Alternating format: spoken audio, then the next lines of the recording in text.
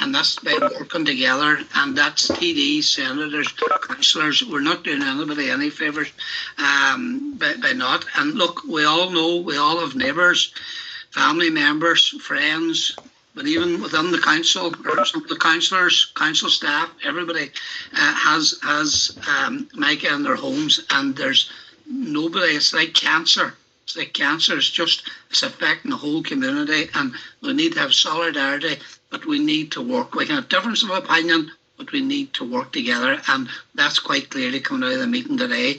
And certainly there's a lot of calls for inquiries, and I would 100% agree we need to have inquiry, but no inquiry should get in the way of progress, in the way of trying to get these houses sorted out, because the next thing you're going to hear is you're going to have builders and different people, quarry owners, all looking for legal representations of inquiries and this and that. And we need, first and foremost, to get the scheme amended.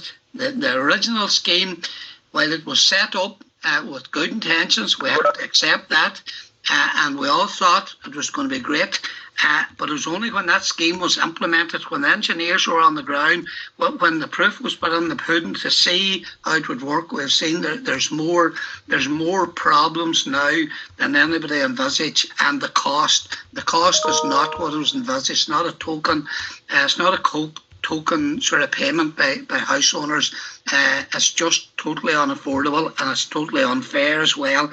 It has to be parity of esteem with the pyrite, and I think that, and I call on my party representatives here in Donegal and the Dáil of no quib at all about calling them to support this 100%, and I know they have already done so. I know all of the councillors, all parties here have, and I think that's very, very important.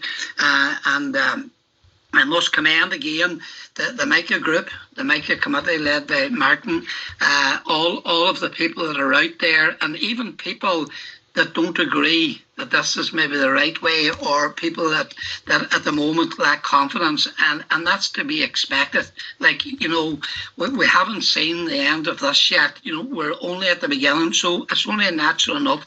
A lot of people will be sceptical. A lot of people are pointing the finger, and there's a lot of anger and that out there, but that should not get in the way of progress. Let's get the progress, then the blame game can start. One question I would have, and it's come up time again, and it was alluded to by other members, but I would like for it to be explained to us in clear terms what assurance there is, or how we know that the mica and other substance, pyrite, etc. in these blocks, how can we be 100% assured today that that's not the case? Who did test the blocks, as someone alluded to earlier, but who's actually testing now? It's done on a regular basis. How do we know?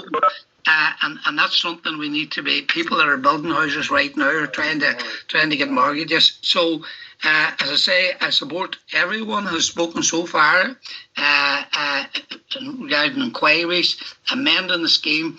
And I alluded as the last day, as I watched the meeting, I was at the march in Dublin. I've listened to many meetings by these committees and others, and I must say I would support 100% what's there. And we need to get a scheme that's fit for purpose, and we need it as soon as possible. So thank you very much. I'm going to get a quarter of one. Councillor Brian McGuinness. Chairman, thank you, and thank you for presiding over this meeting. It's your first meeting, and rightly so, dealing with the most important issue in Donegal County. In my time, and I've been a long time in Donegal County Council, I welcome you, and I want to welcome the public here today. I have no doubt that quite a number of the public will have affected by mica. I built an extension to my premises here, and there's mica in that too. I don't think there are any family in any shown that isn't affected by mica in some way or another. So I welcome the public here today as well, and thank you, Chairman, for arranging that. First of all, want to concur with my own party whip, Martin Harley, in what he stated he made on behalf of the party. That's where the party stands, 100% redress. I want to also state clearly that I had full and have full confidence in Martin McDermott, the chairman of the members' committee. I don't think it was fair or is fair that anybody would cast any aspersions on Martin on his work. Martin has been very diligent. He has done tremendous work with the committee. He has been available to all people at all times. And I know he's my neighbour here, but I know nobody knows him better than me, and knows the commitment that Martin has to the MICA problem and indeed as a public representative. I want also, Chair, to acknowledge the MICA committee, MICA Action Committee. It's had 10 years since I attended the first meeting, just around 10 years of the MICA Action Group. Very first meeting that was held, I was present.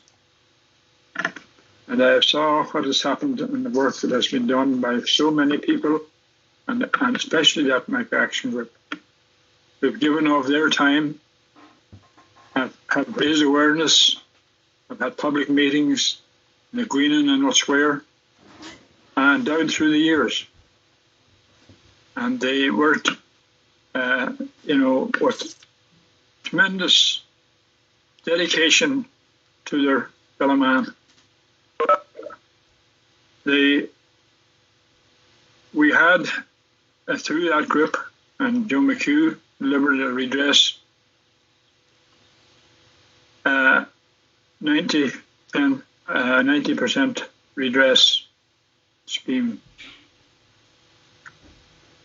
It didn't work out that way, and Joe would be the first to tell you. The civil service in Dublin opposed it right, left and centre, and the MICA Action Group knows that.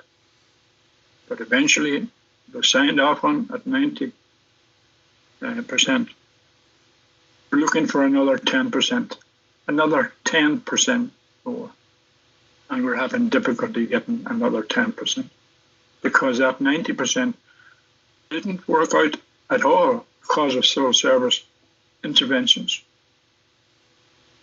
And I want to say that our officials in the MICA, in Donegal, our officials in the council, Patsy Lafferty and John Cllr, have done tremendous work in dealing with that civil service, and they're totally frustrated with that civil service. I have brought cases to them, and I brought it up at meetings, Chair, as you know, on humanitarian grounds. And this was brought forward to the civil servant by Patsy and John and rejected. There's a question down, Joe McHugh put a question down in the dial yesterday in relation to it, and the minister assured him that they would be now looking into that. But the civil service is opposing everything, putting obstacles in our way, even to the detriment of their elected peers of all parties. Find it difficult to get around them. And we have to find some way and means of bringing that to an end. But as far as our committee here, Chair, is concerned, we have to remain united. 100% redress, nothing less.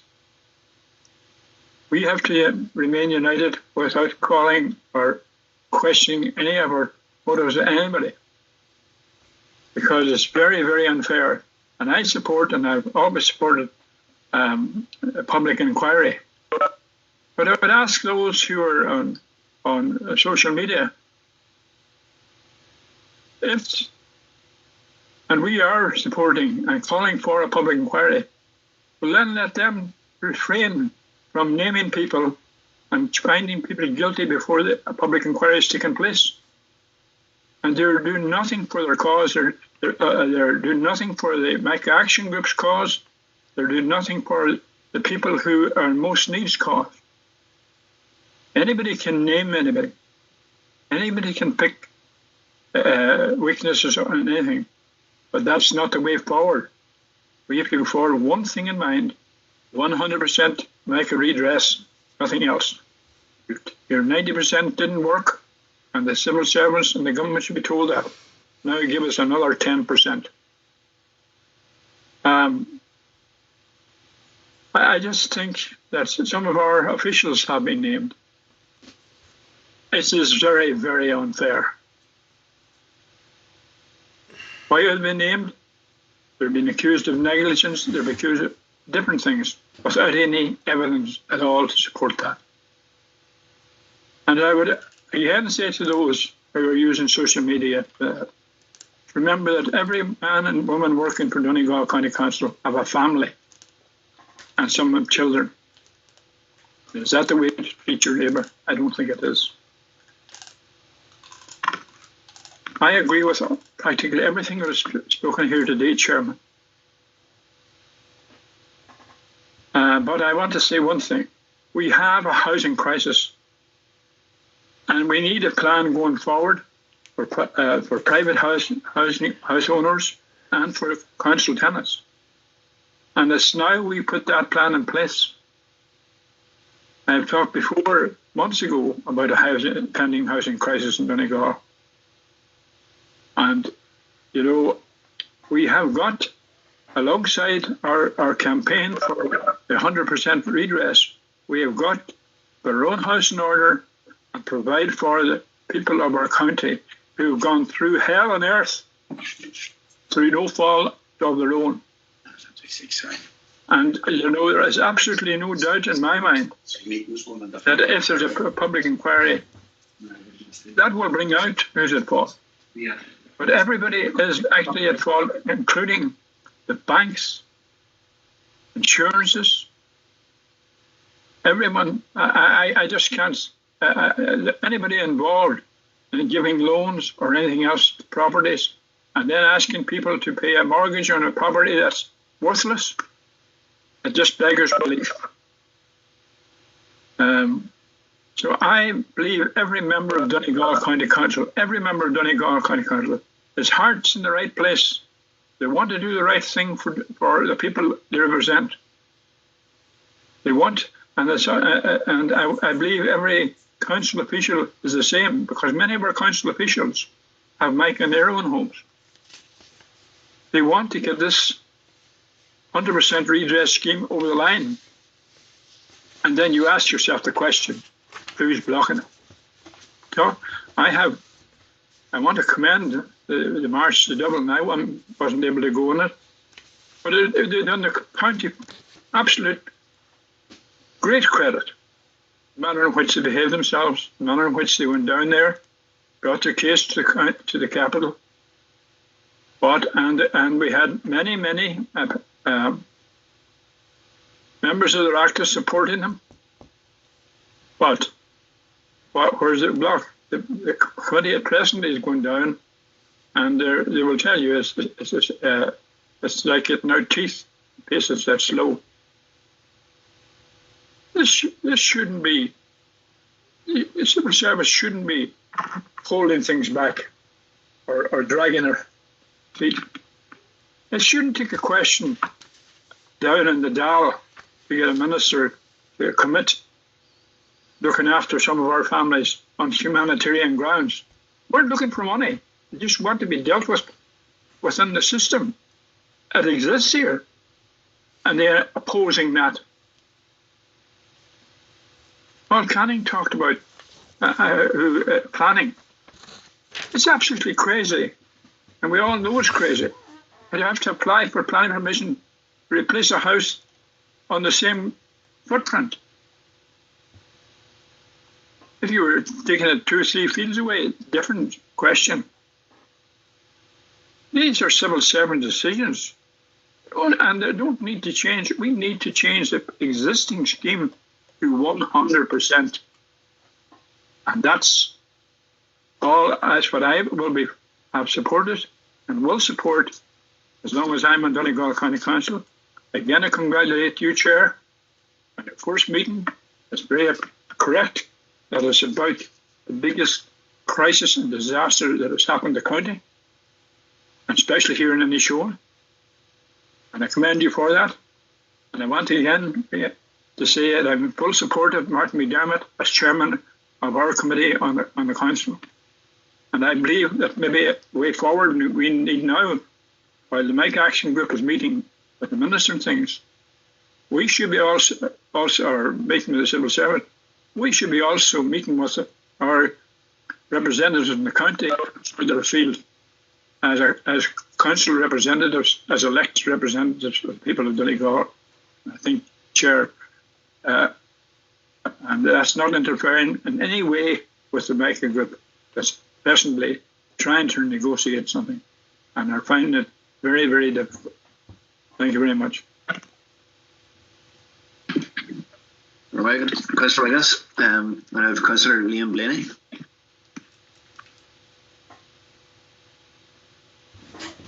Thanks, Chair. First of all, Chair, I'd just like to say that I just wouldn't be fully convinced that this meeting should have went ahead today. We already had a meeting a few weeks ago dedicated to the Mike issue. And I think the majority of councillors on Donegal County Council spoke that day, raised a huge amount of issues. And as well as that, we have a working group set up, negotiating with the department until the 31st of July, and I think they should be let go until after that date, before any other meetings would be seen to be interfering. Hopefully it wouldn't be seen to be interfering with them, and hopefully the message will come out from this meeting here today that the reason that this meeting is held is because it's to help and support them on their fight with the department to ensure that every homeowner in this county gets 100% redress. It shouldn't cost them 1 cent to take their house back to where it should be. And for that reason, I'm not fully convinced, Chair, that we should have went ahead with this meeting today until after the 31st of July. And it is unfortunate as well that we have a number of groups representing the homeowners. I believe we should be all fighting this together. And as the old saying goes, divide and conquer. And I believe we should be all one. And I think it is unfortunate that it is divided up into a number of groups now at this stage, and maybe may divide up more. Hopefully not, but other groups may do as well. I'm not going to go over everything that I went over the last day. There's a lot of issues raised the last day by everybody. A lot of people aren't going over all them issues again today. But I just want to say that I fully support the call for the public inquiry as well. And I would have full confidence in the chair of our redress scheme in Donegal County Council, of Martin McDermott. I've worked closely with Martin since that committee was set up. And he has put 100% of his effort into that and time into that chair of that committee for the better of the people that has a problem of making their homes. And I don't think there's any other agenda other than that held by Martin.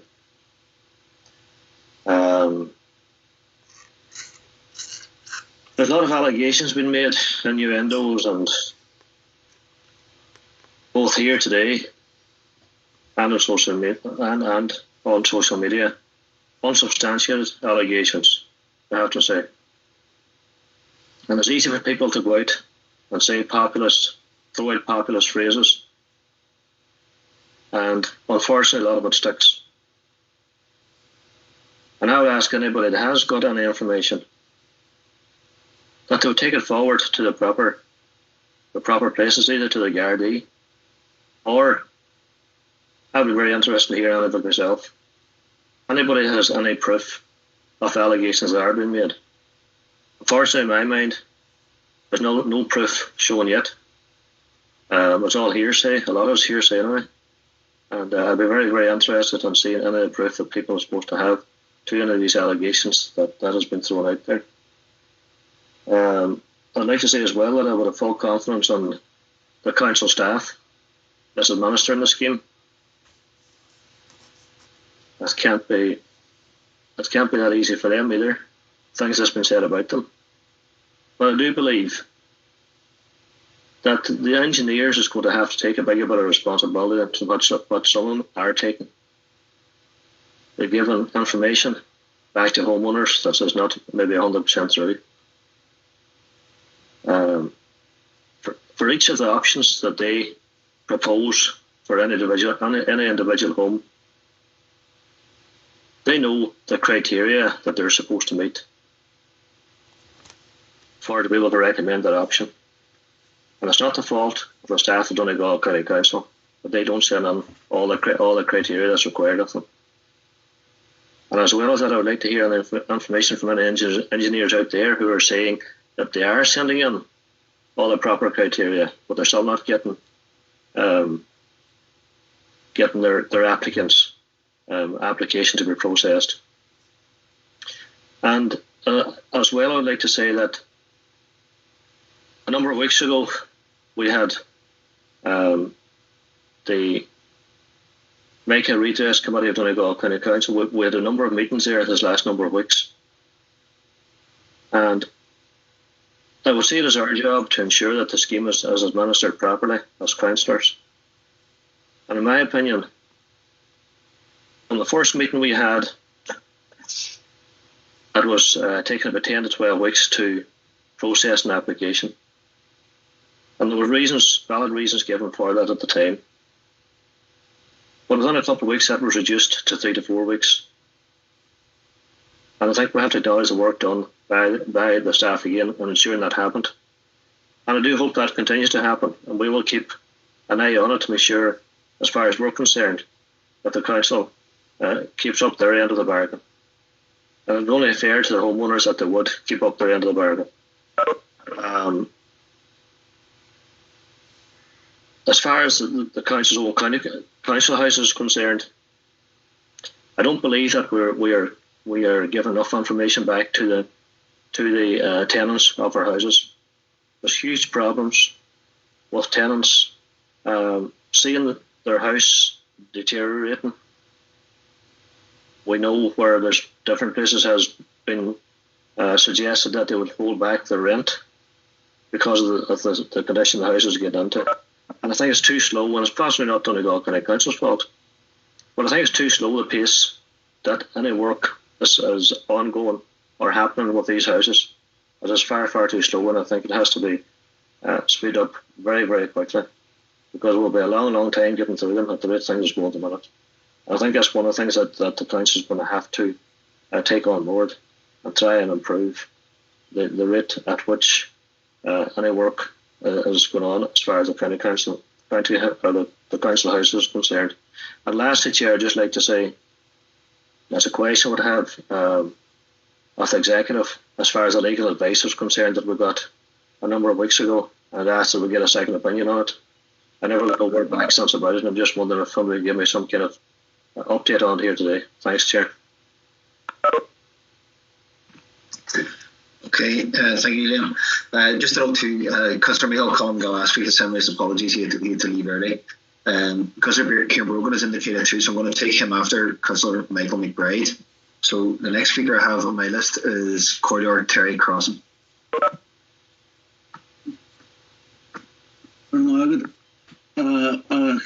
Here now, while we has more horse kitchas and crinny shaw hockering. Agus go bhfuil am cuardas a thuairt an dóid gur seolú an cruinne aber inta mai deanta agatsa. I want to thank the chair for calling this meeting, and I want to commend them on the manner in which he has conducted this meeting. I fully support the positive input from all of our members. We need full council unity on this very serious issue. I support the Michael Group, who are now in negotiation with the government. I support the Michael families. I support 100% redress, and I support the call for a public inquiry. As a member of the Michael subcommittee, I did not have sight of the letter alluded to by Councillor McVerdy. I accept fully Councillor McDermott's explanation, and I know that Councillor McDermott is a person of integrity who has worked extremely hard for the Micah families. I would call for himself and Councillor Albert Doherty to be included in the working group and to be a part of the ongoing negotiations. I would also call for a representative from social housing to also be included in that group. I would like to commend the council officials who have an extremely hard job here in the rollout. There have been many problems, and they have endeavoured to do the best they can. There are undoubtedly questions that have to be asked and questions that have to be answered, and I would welcome that. So, decision Jerry Lumsa, Kurmaya Kihirli Agus Ninyard Kurlakelia Amor.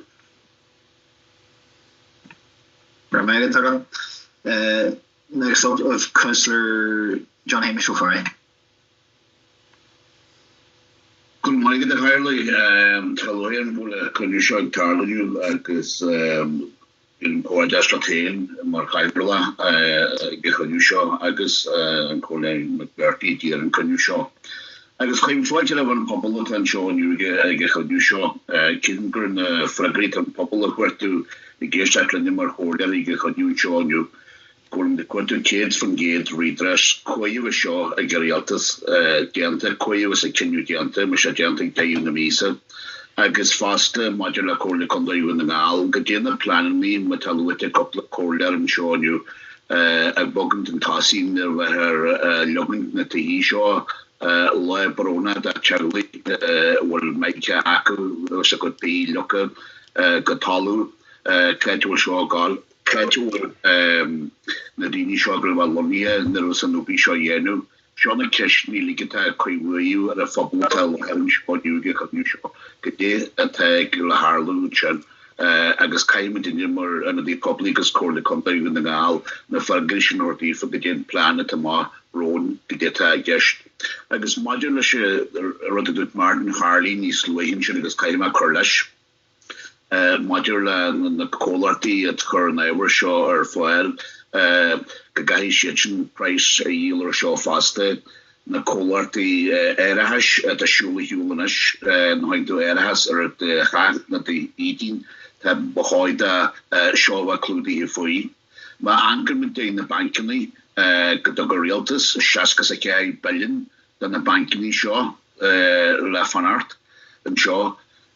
Had Jackraps fianta Galiki Joy, Hulagus Hanshin, Roll, Corley Condoy in the Nal, Shagger Realtus, Station, a genuine her Petin Tabla, Agus Todaru, Arigadil, Lyra, Stahans, Kate from Gage or Faster. Couple of the little modular and Ewer to Maderas and Amalahai, modular Corley Condoy in the Nal. Kate had you screwed to her shaw. Charling to nation to Hocus one realtus na Corley Condoy in the Nal, Tamadig Stilling Togal to he, Will Micah Alsna, Will Tamadig was a Gaffolch, in the Kishni Pilum Silma, what Kate had you screwed to, Agus will show her to Irish, Modular to he, that Corley Condoy in the Nal, Hogal, is that to hear. Agus new one is that to hear, and Hall of Public, Agus Sculta, Agus Anrodale, like Tamadig Togals a Condoy. I saw a Bontla in a show in the Cannel. I cheered to him, go to what needs to do, because stand quick counterparties to a show, call and couple of Pianilla, more goal, make a collector and do the now. And it's been Conday Link, free show, and well, Kamila Conday Hiller.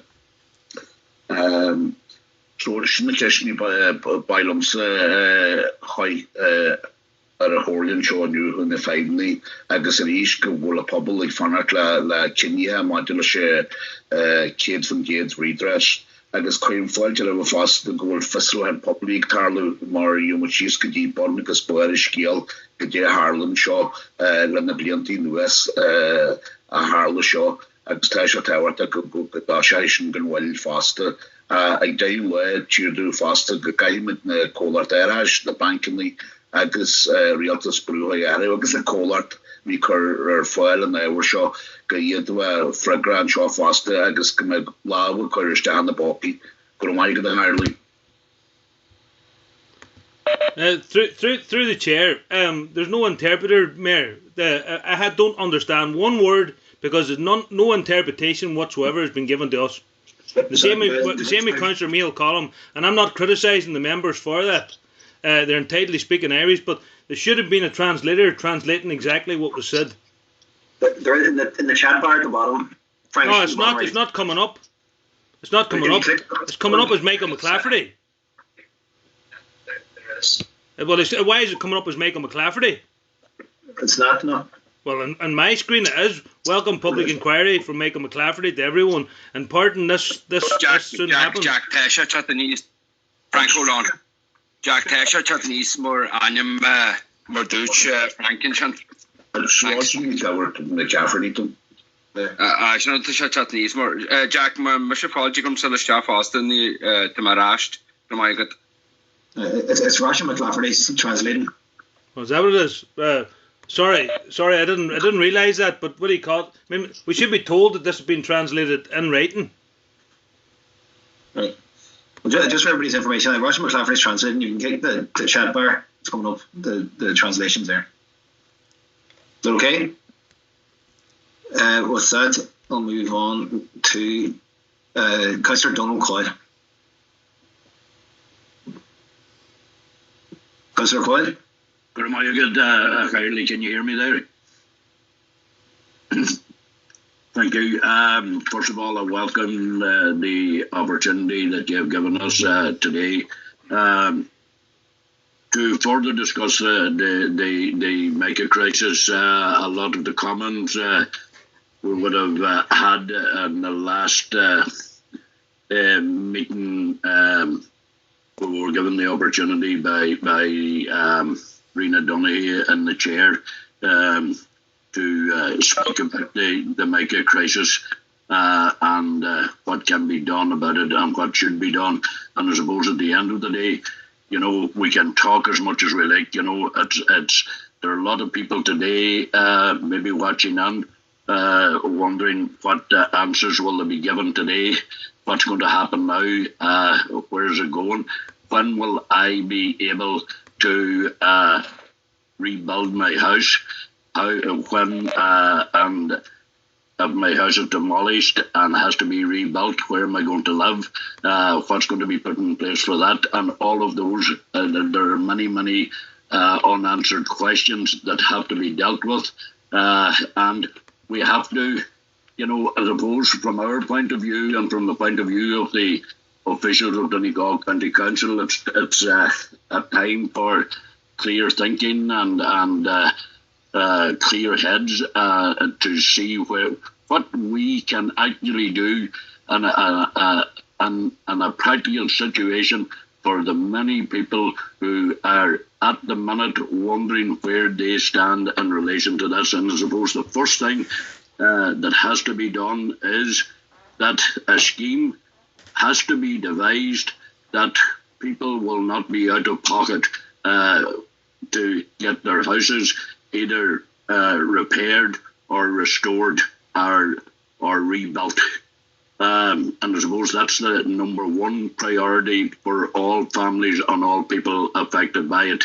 And I think that's a job of work that's ongoing at the minute.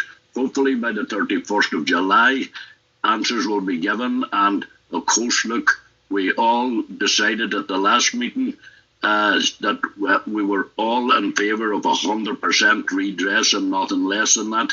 That still stands. And I hope that will be achievable and that will be the outcome of the present working group deliberations. There are a number of exceptional circumstances where people find themselves in, and especially people who bought houses at the end of last year, and whether they will be qualified for the scheme or not. And I think that is something that the officials from the council who are on the working group need to bring to the table in their discussions in the working group, because there are some people who bought houses in good faith.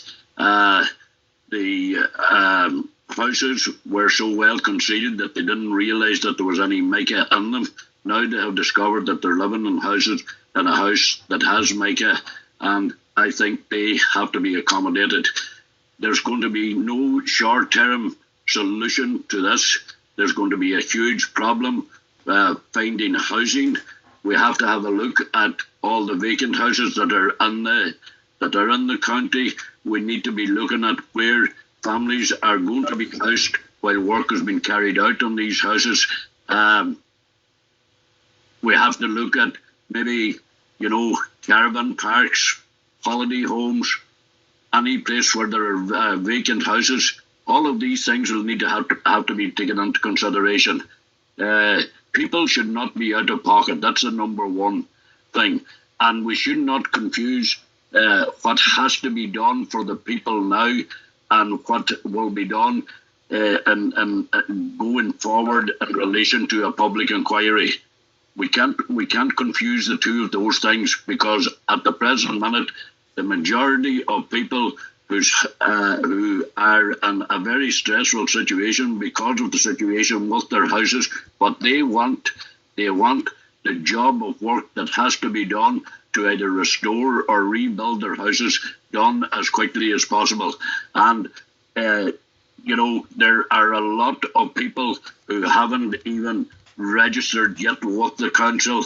They're waiting to see if this 100% redress scheme is coming on board. There are quite a number of people who don't want to even think that they have mica, even though they may have cracks in their houses, but they just don't want, maybe they're not able, and that's an awful situation. They're not able to face the reality that their houses have mica. That's an awful scandal. We've talked, and many of the members have talked about that. But look, the one thing that I will say, and it's been mentioned before, and that is that we all stay united, because in unity is strength. There's no point in vilifying anybody in relation to it at this stage, because that will not fix one house. That will not make the situation for anybody in a mica house any better. Naming people, there's no point in it, or making innuendos. But what we need is that we all work together, support each other, to support the people that are suffering there. And I hope, we need to be looking at practical. We need to be looking at practical solutions and what we can do. And I think there has been a good start now made by the officials and the council. It's a no easy job. It's something that will be with us for the next 20 years at least, and it's going to cost the country a lot of money. But even though that may be so, look, every single person and every single family are entitled to feel safe and secure in their own mica and that has to be the whole point of the exercise. And this mica redress scheme. And as I say, the council officials so far have done a very good job. It may have been slow at the start. I think myself that they have learned a lot. They have been given a huge task of work to do. But I think they're getting there. And I think going forward, and there will be a lot more houses coming on stream. And in relation to the council tenants, I think myself that there need to be more, maybe another group set up within the council, maybe to deal specifically with council tenants and their homes and going forward. Because look, the job of work that is in front of everybody here, in front of all those suffering from mica, there's a huge job of work to be done. It's going to take a lot of time, and people need and deserve to get the 100% redress, and we also need to have a public inquiry. But I wouldn't want to see one thing getting mixed up with the other. We have to deal with the present crisis, because that is what is affecting the people mostly now. For a medium, I get a clear. Alright, Councillor Paul. The speakers I've left now, I've Noel Jordan, then earlier I said I'd let Rena Donaghy in after Noel, then Michael McBride, Jerry Crawford, Michael McMahon, then I said it would be Kieran Brogan, then Michael Collins last week, and then Frank, I'll let you in briefly again at the end, because I know you had a good bit of time as a start, just which is briefly, if there's anything that you want to comment there. But that's the speakers now as I have it, folks. So, Councillor Jordan. Thanks, Chair. And again, I would just, like other speakers, I would like to commend you for accommodating this meeting today. And I think, there's from a couple of previous speakers talking about the previous meeting. This meeting is different because the public are invited onto this forum today. The public that are affected by this crisis, and there's members here from the Make Action Group as well. And it shows that there is, as elected members throughout the county, that they are unanimously agree that there should be 100% redress scheme for these people and the crisis that they're in, and also to call for a public inquiry. There's a public inquiry, to me, in my eyes, won't affect what is already in place, or is what has already been negotiated for, because people need to know the truth. They need to know the truth of behind a lot of the questions that's been asked today. There's a huge number of speakers that have brought up points that I would like to raise. I think there's one very important one, which, as you know, that I'm an elected rep from south of the county, and as for now, we're not aware of any houses that's affected by mica in the south of the county. But in the last number of weeks, I've been contacted by a number of householders that are getting engineers' reports done on their houses that they fear that they may have mica. So the scope is wide, and for these people, the whole part of the investigative part of mica here, they don't know where to go to. They're asking questions. It's new to them. And I would be asking that there is a liaison officer set up by the Donegal County Council to deal with all these queries from these concerned householders affected by this crisis. And for private householders and council tenants that are in properties that are affected by the crisis, and the people who receive home assistance payments, they're in a huge difficulty too, trying to deal with with landlords, as the landlords are locked out of this scheme by the looks of things, and there's a huge amount of questions to be asked. I would just like to ask how many houses in our council stock that we're aware that are affected by mica, how many have been applied for this scheme, and I also would like to commend Councillor Gary Doherty for adding will add the disposal of the affected materials to the agenda of the Environment SPC, because that's going to be a huge difficulty down the road too. There's questions to be asked, if it has to be disposed of and can't be used again, and maybe if it can be used again for other purposes, maybe walkways, trailways. We don't know. We don't know any of these. None of these questions have been answered. So there's a lot of questions out there, and I would also like to commend Councillor McDermott and Councillor Albert Doherty for their works so far on the MICA committee. And now I would be asking for Councillor McDermott and Councillor Doherty to be included on the working group that are negotiating with the department, because I feel as a councillor that was elected in 2014, I wasn't aware of Micah at all. And the councillor Albert Doherty had raised, he must have had about 8 motions in my time in council on Micah. So I wasn't aware of it until I was elected in 2014. So this is going to be a huge, it has been the biggest crisis ever the county has faced.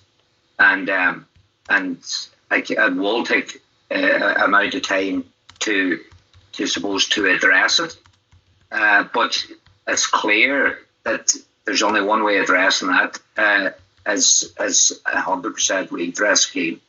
And I think there's been a lot of huge attacks on the council, and it's been, I think the department's been left off the hook here quite clearly. There's mixed messages coming back, and that's concerning for people.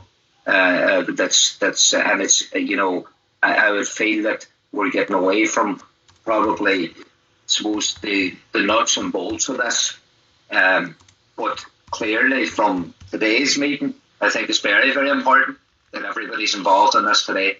And again, just to voice my support for 100% redress scheme. Thanks, Chair. Councillor Jordan.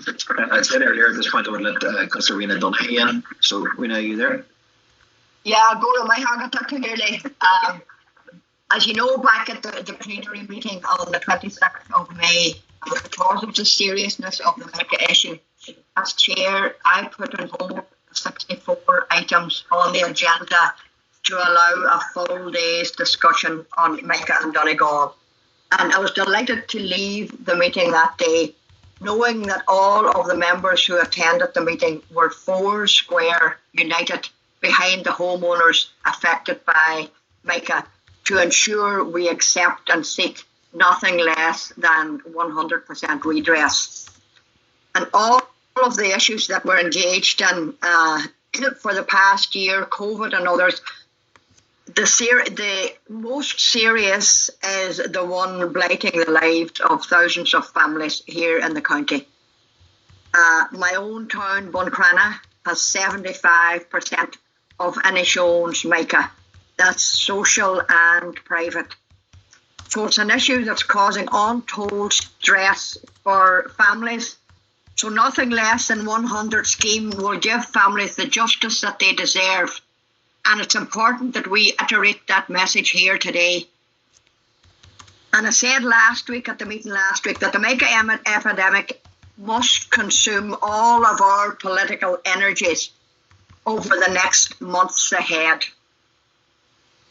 We have 25,000 vacant houses in Donegal. I don't know if people are aware of this or not, but I would like to see a scheme that would allow these houses be brought to a livable state where they could be used by people that have to come out of their Micah homes until their own home would be fixed or rebuilt. And I know this is a national issue, but it's something that we seriously need to look at. And a central recycling area for the county where all of the material from the Micah homes could be recycled safely. So I think that's something that would be very important as well for the county.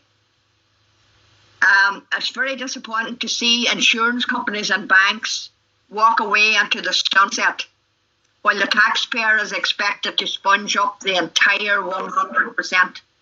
And I would like to see both pursued. I would like to thank Councillor Martin McDermott, like other councillors have, and Councillor Albert Doherty for their work, for Martin's work as chair and Albert on the committee. Two very honourable people.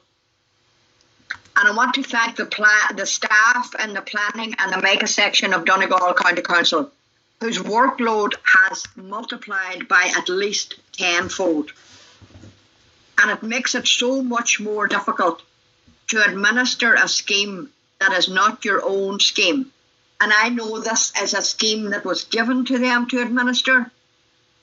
And as I say, it does make it more difficult. And I wish the Micah Redress Committee every success also in the work that they have done and where they continue to in the future. Their job is a very, very difficult one. Can I close this door because there's a noise coming in?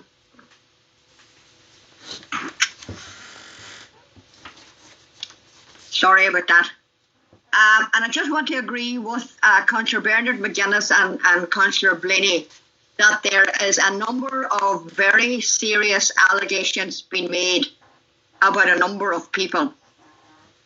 And surely putting this up on social media is not a responsible way to deal with what people think are serious issues.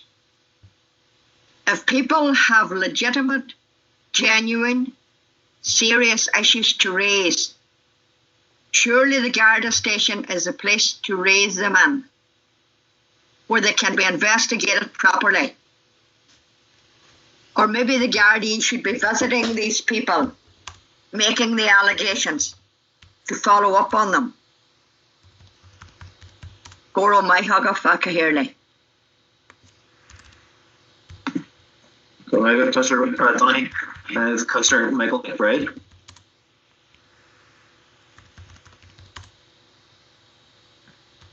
You there, Michael? Yes. Thank you, Chairman. I suppose firstly, I would like to apologise. I was a bit late joining the meeting. I was difficulty connecting and I'm not sure why that was.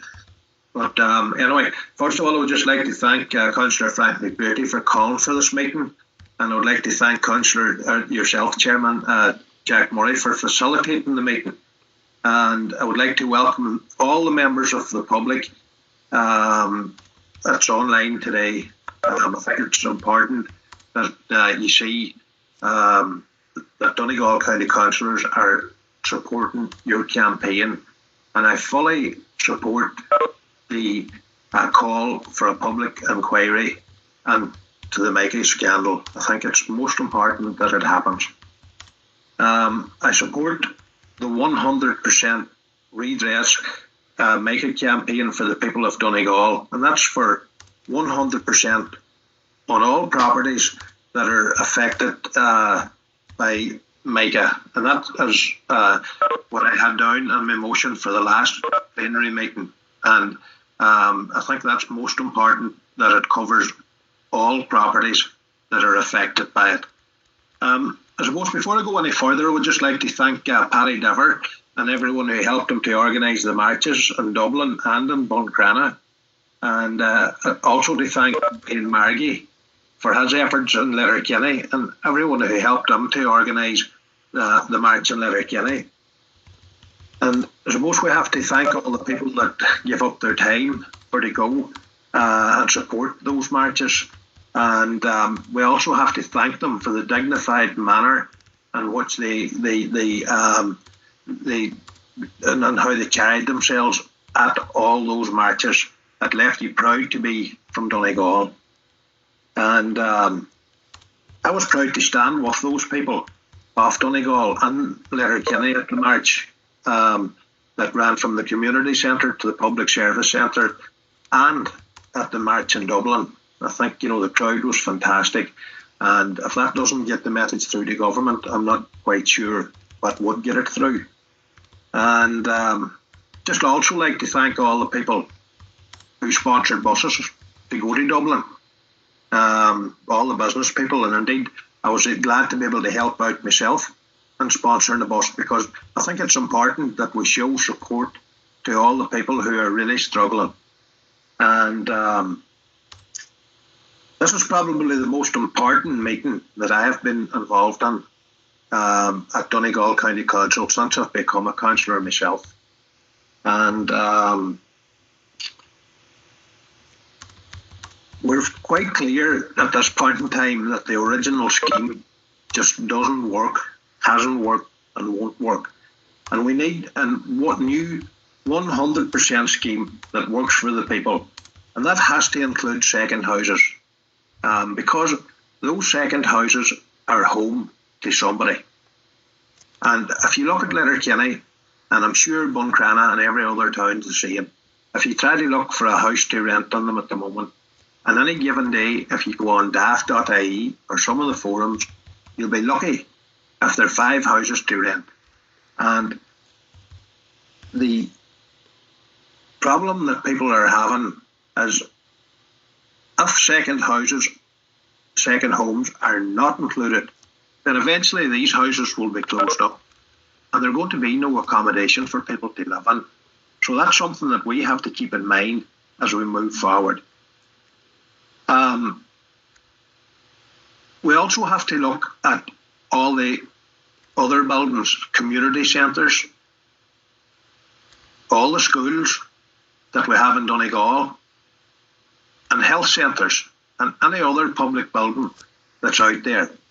We all need to look and see and make sure that those are included on the scheme, because these are places that people use on a daily basis.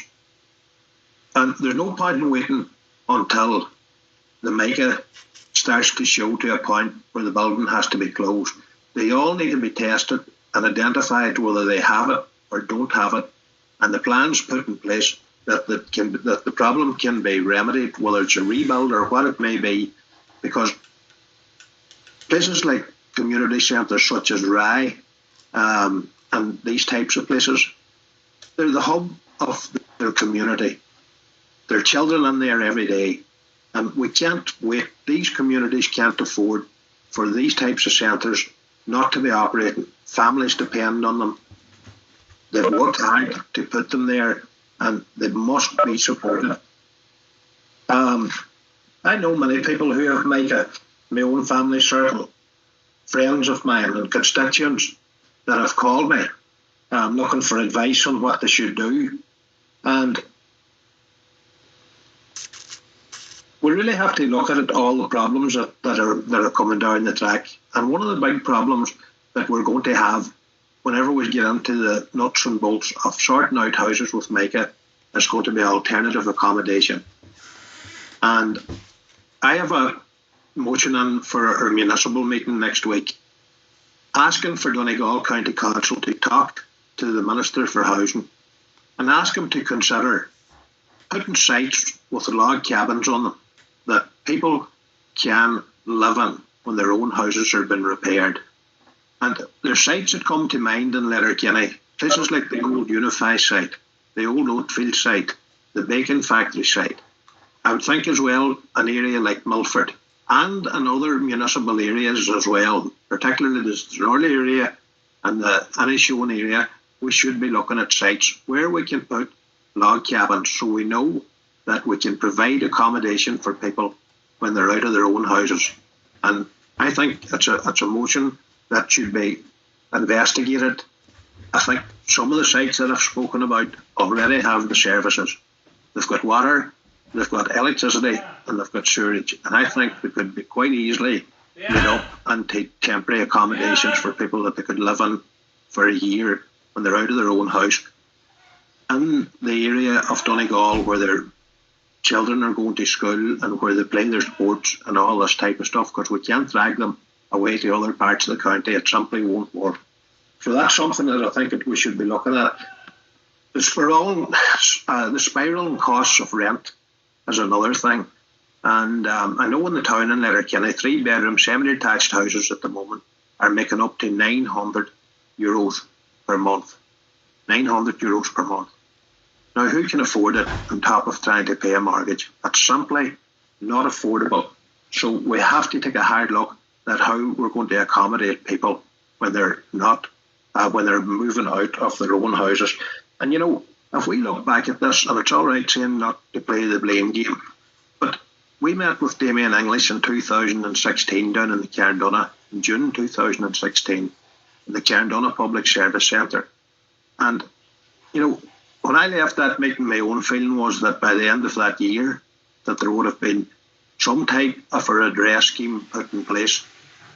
And here we are 5 years on, and we're still trying to get a redress scheme that works. And what has happened in the meantime. The cost of repairing and the cost of building has absolutely doubled. So the government has brought a lot of this burden on the taxpayers by sitting on their hands and not dealing with the issue that they knew was there. And we have to remember that. That's a fact. Another thing that I would just like to maybe to speak about briefly as well, there seems to be great frustration among people who have employed engineers and paid them for to put in reports about their houses, people who have paid out €67,000. And they're constantly getting phone calls. I know one lady who has got 4 phone calls from the Donegal County Council, or 4 communications from the council looking for further information. And these people are so frustrated that they're paying people so much money to try and get their house fixed again and to get it into a state where they can live safely with their children. And they're continuously looking for FI. I think whatever information is missing, it should all come out together if there's any. And I also think that if the engineers that are preparing the reports were all taken in and put them through a workshop, then it would alleviate the problem. Teach them how to complete the forms properly before they're sent into the council, because it is very frustrating for the people that has to deal with it, and it's going on. It's going on every day. People think it's a stalling tactic. Now, you can look at it any way you want, but the people that have paid out that money are so frustrated. Some of them are just crying when they get the phone call. Some of them don't know how to handle it. And I think we need to make sure that that stops happening. And I would ask that the council would have a look at that and try and figure out a better way to handle these things going forward. At all FAs, if they're required, would be asked for at one time, not one and then drip fed another one and another one. I think it's very important for the people that are out there that happens. Another thing that I would just like to speak briefly about, and it's probably the most important of all, is the mental health of people who are living in houses with mica. And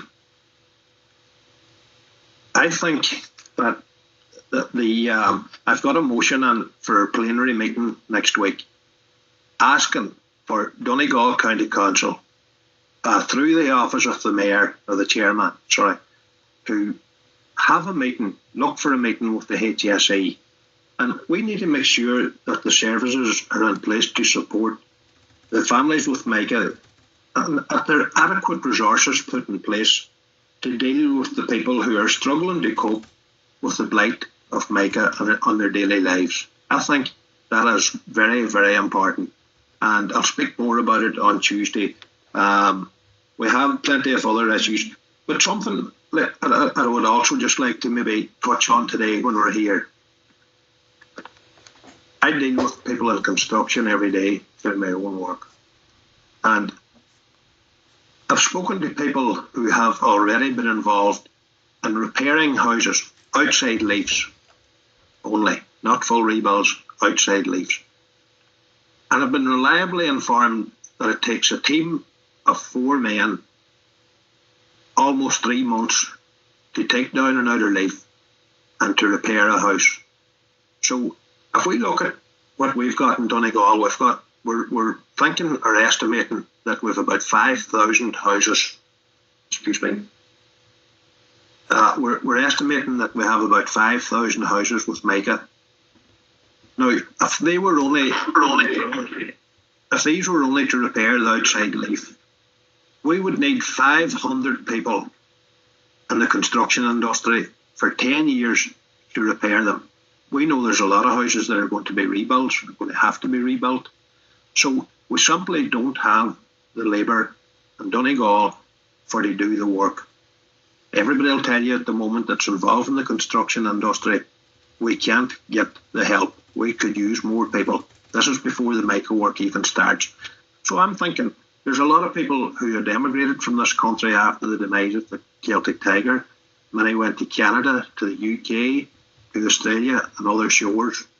And we should probably be looking at putting, a call out to these people, asking them if they would consider to come home, because a lot of them, when they're away 7 or 8 or 10 years, probably are thinking about coming home anyway. A lot of them might have children.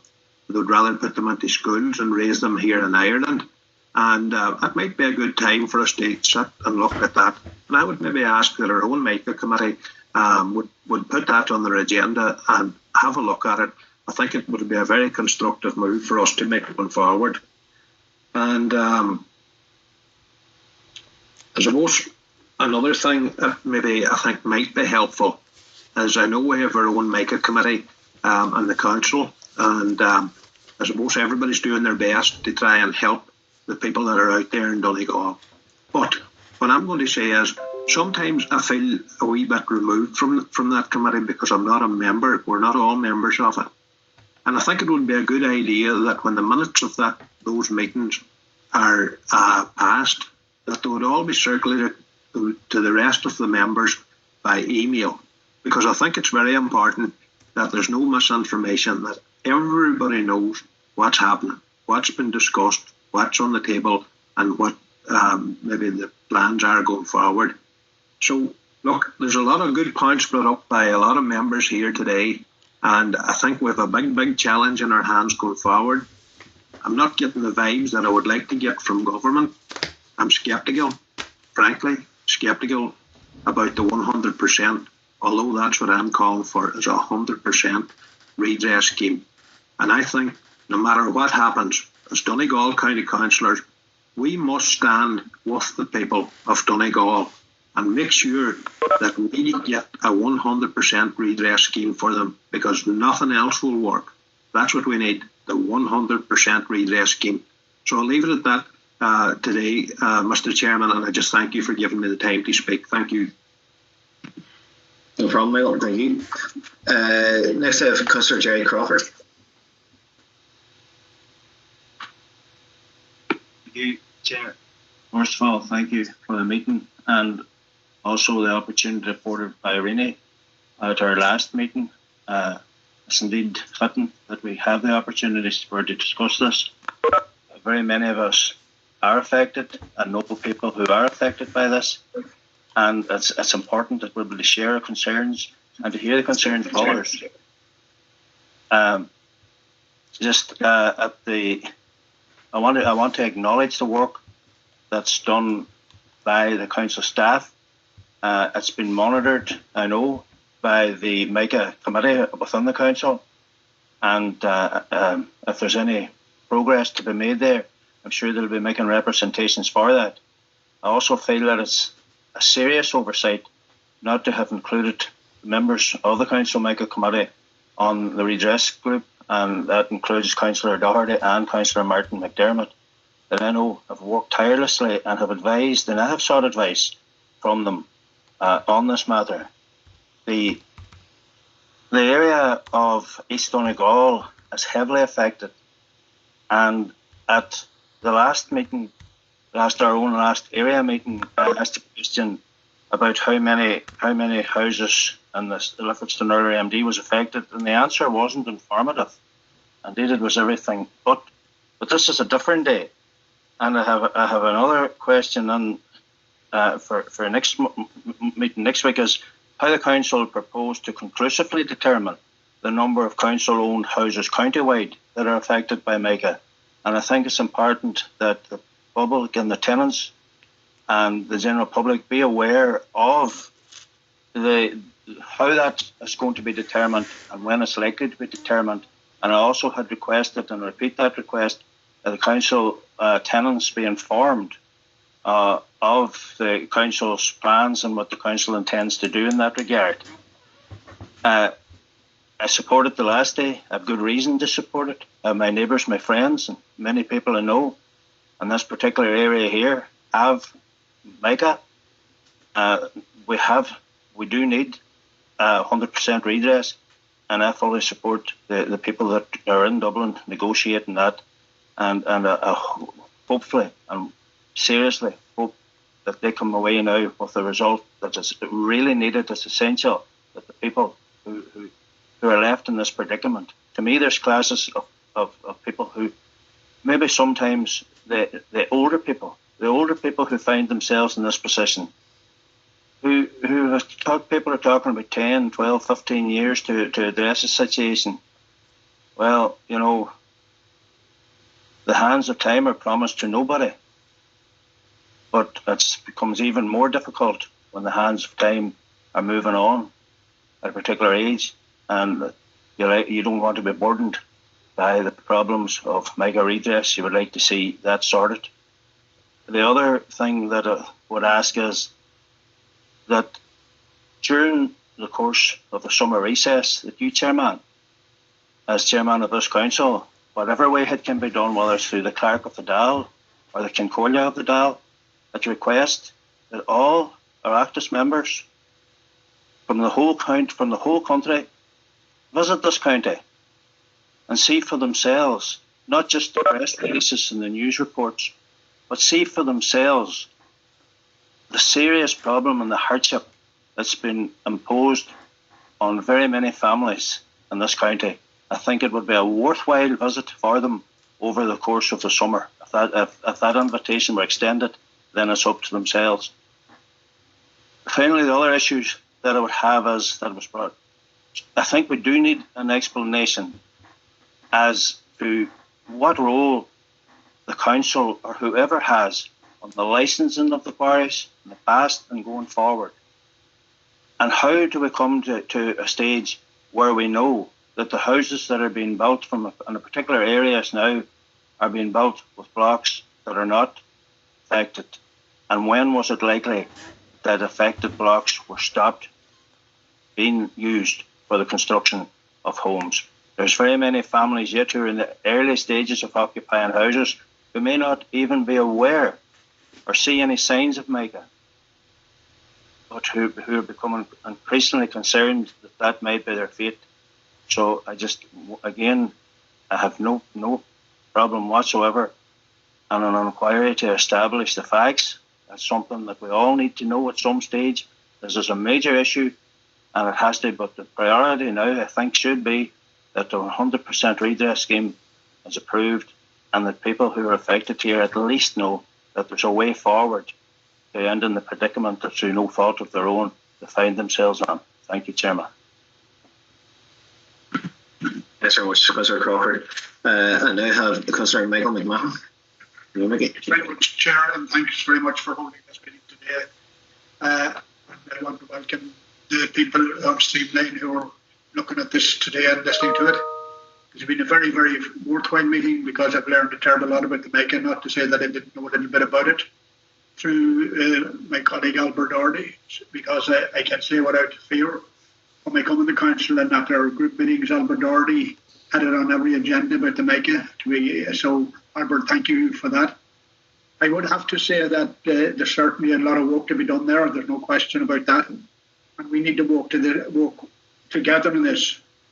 Innuendo and different accusations will not rectify this very, very serious situation as regards the people of North East Donegal. And, you know, I often wonder how we got this far, how nobody had seen this coming, or what went wrong, or how it went wrong. So I am in full support of a public inquiry. There is no question about that. I'm in full support of 100%, like our party member are in 100% in favour of that. But we need to work together, and as I think it was Gary Doherty said, we need to work closely with our other colleagues in different councils in Sligo, Mayo, Limerick and Leitrim, if the mica was there, and work as one unit there, because that's very, very important.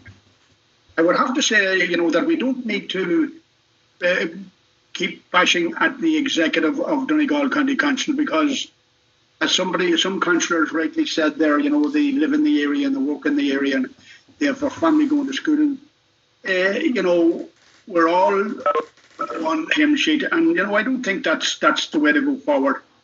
When we go to the Dáil or we talk to our public representatives or Oireachtas members, we need to be talking as one unit.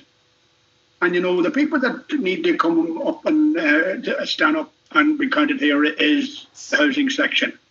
And I think they have failed the people in Donegal. In fact, I think they are failing the people all over the island of Ireland as regards their housing programme.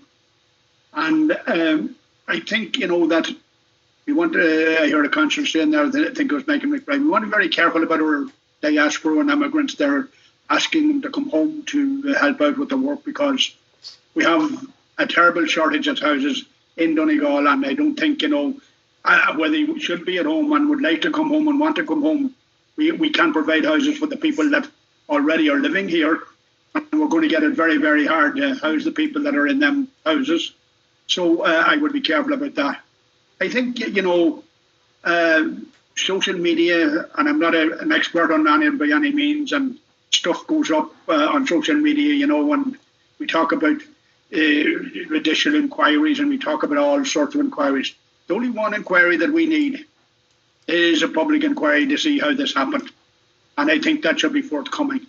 And I think somebody mentioned there about the department, the civil service in the Department of Housing. I think, for our next meeting, and I don't know how many meetings you're going to have, Jack, you're going to have a very, very busy summer and probably a very busy year, but you'll be fit to handle it, there's no question about that. Civil servants should be made accountable to this, because, they have been getting off the hook. I think we need a civil servant, the top civil servant, or the minister, to come back to Donegal here again and to meet the council here and to meet all the committees again and find out exactly how this happened, why did it happen. But what we want immediately is a remedy. We want to get this fixed, because as councillors has rightly said, people are suffering in their homes, not knowing when they go out for an evening or go out for a night or what, that their house will be still standing when they come back. And it has a serious medical and mental health situation on them, I have to say too, that I don't think, with all respect, Martin McDermott covered up anything. I would disagree totally with that. And Albert Doherty, I think, done a fantastic job there. So let's not get into stone throwing and accusations and stuff like that. Let us stick with the one thing in mind.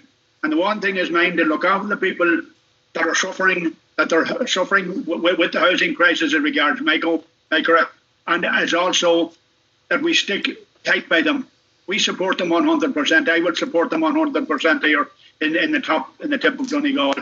And the only thing that we need to do is the action to go forward and the work as one unit. Otherwise, we could lose the battle. Chair, thank you for that, and you've handled yourself very well there on your first day, and thank you all very much.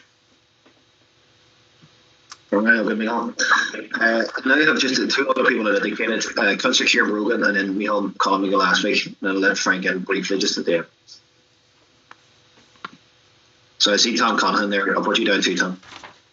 Thank you, Peter, and I want to acknowledge and thank you for this opportunity today. There was a lot of what has been said. A lot of very valuable contributions have been made by many here. I have to say for my part that this is the single biggest crisis that I think we've ever witnessed as a people here in Donegal. It's causing an awful lot of stress and anxiety on many, many people. And that's very, very evident by the people that I'm meeting on a daily basis. We all have family and friends who are affected by Mica. It's affecting everyone, and it's something we need to work together to try and get a resolution to. Because it's an Irish thing that people have huge pride in their home. Some people work very, very hard all the days of their life, and it's all about trying to provide a home for themselves and indeed their family and their children. This is having a huge effect on many, many people. I was glad to stand with my colleagues in Dublin that day with the people from Donegal, and I concur fully what has been said about Donegal, people standing united and dignified that day in Dublin in the way they did as a people. And I think we're very strong as a people here in Donegal, and we've always had that sort of resilience. But I have to say this is one that's definitely testing an awful lot of people. And I concur fully what was said earlier about the effects that it's having on mental health and on health services as well. It's a known fact that stress brings on a lot of sicknesses and illnesses. And this is very, very evident with this issue at the moment.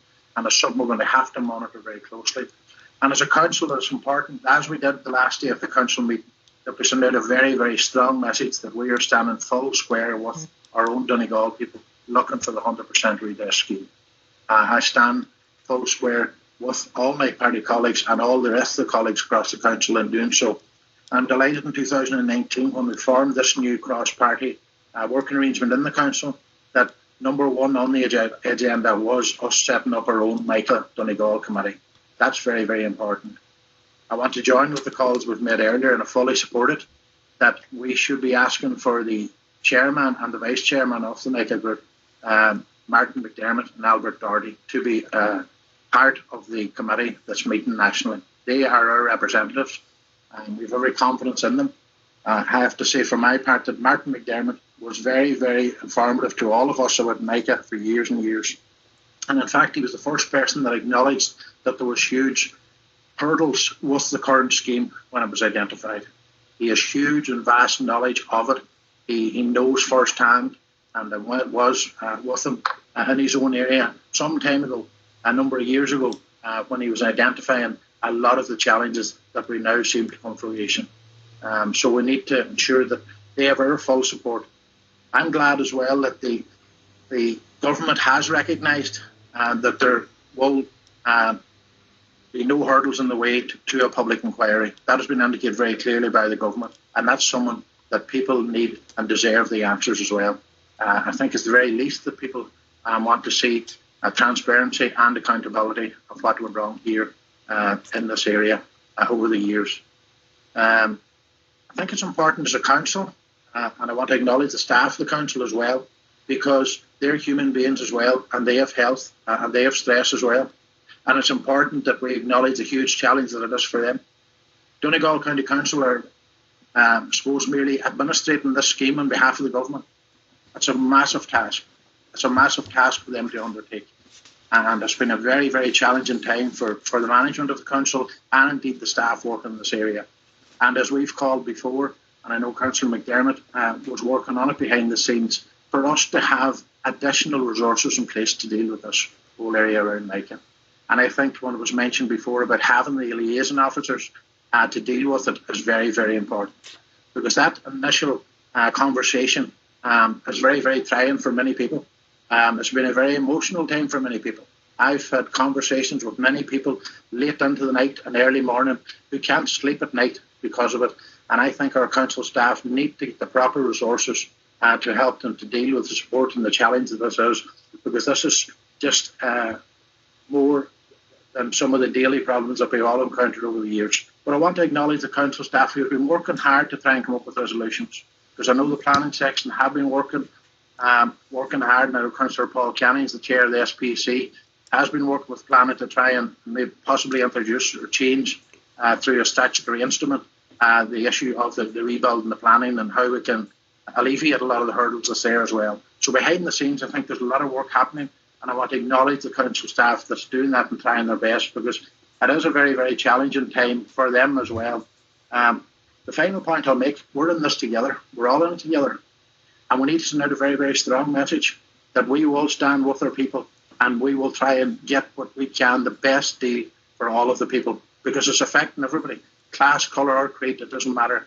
And it's a massive, massive issue. And I'm glad today that we have the opportunity, Cllr, to show the people and demonstrate to the people again that Donegal County Council is doing everything that it possibly can as a local authority to try and find solutions.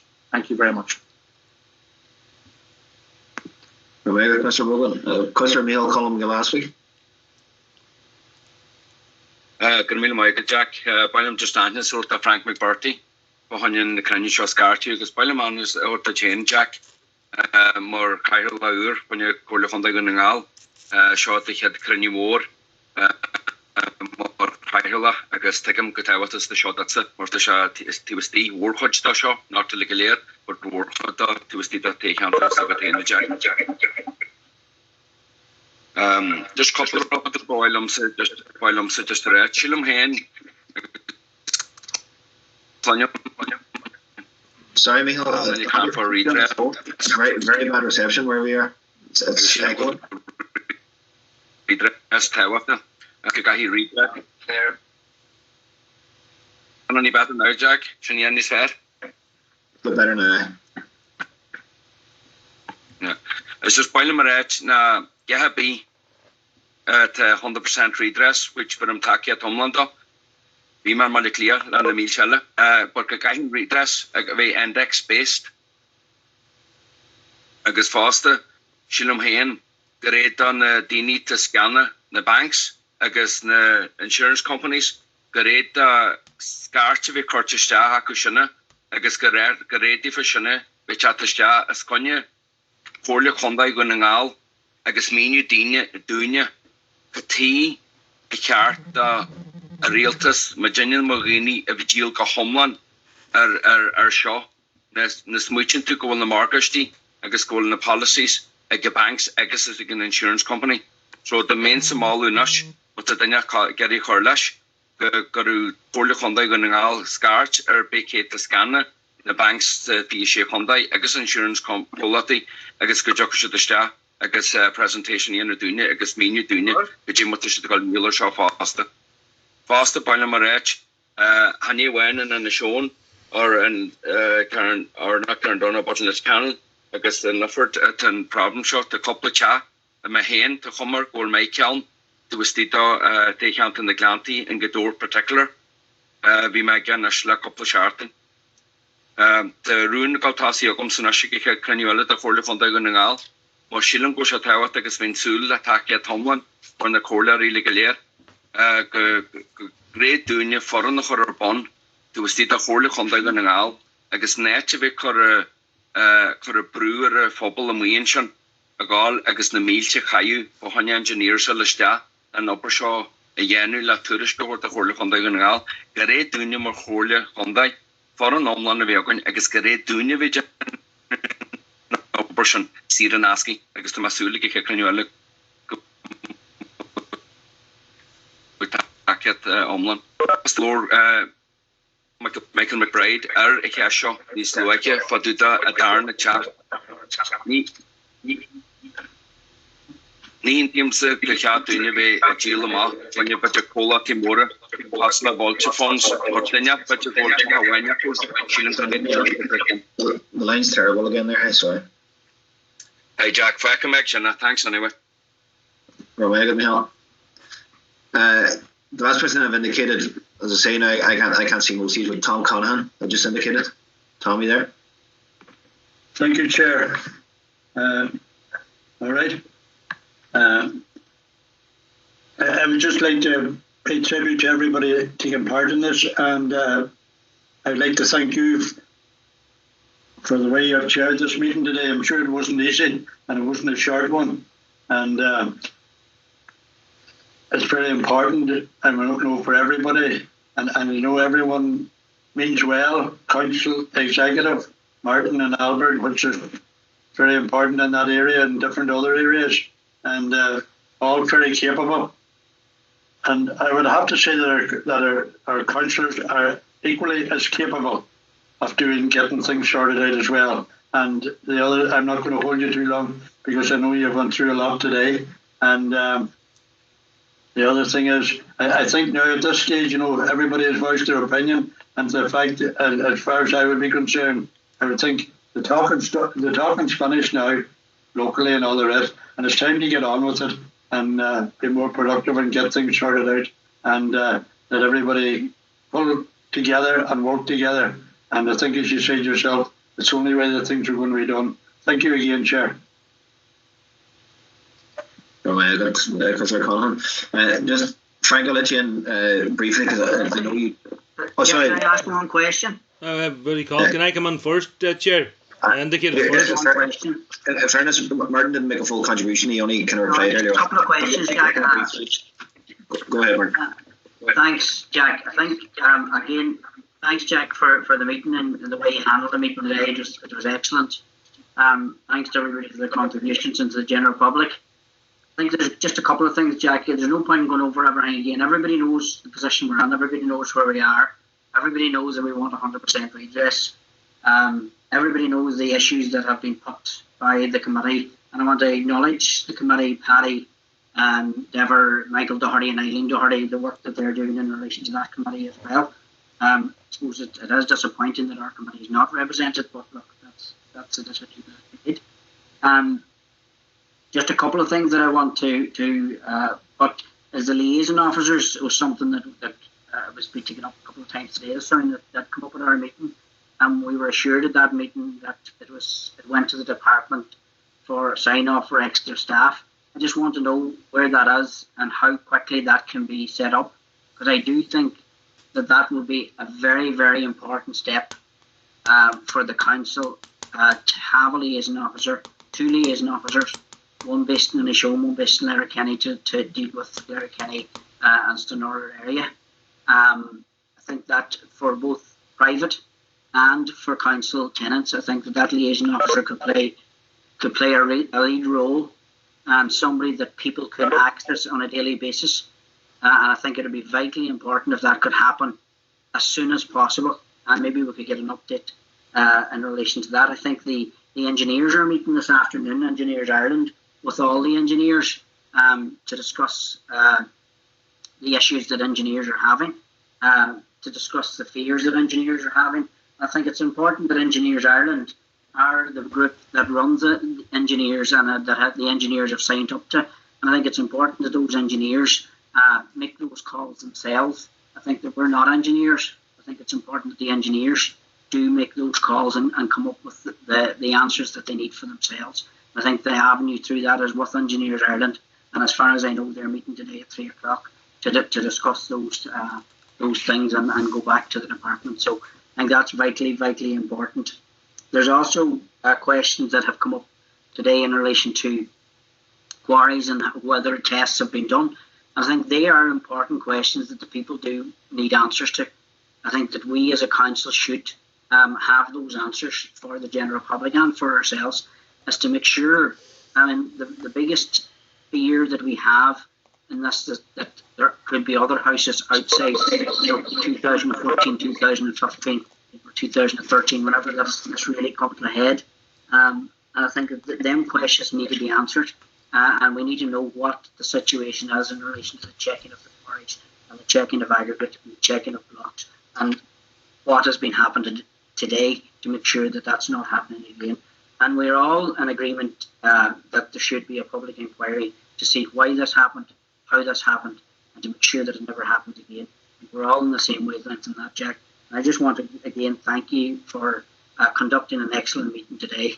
And at least we're all working together, and I think it's vitally important that we do all work together to get the best outcome, because the most important thing that we have to do now is get people's houses fixed, get people that are living in this nightmare situation, to get them back to some type of a normal life. And I think that has to be our main priority.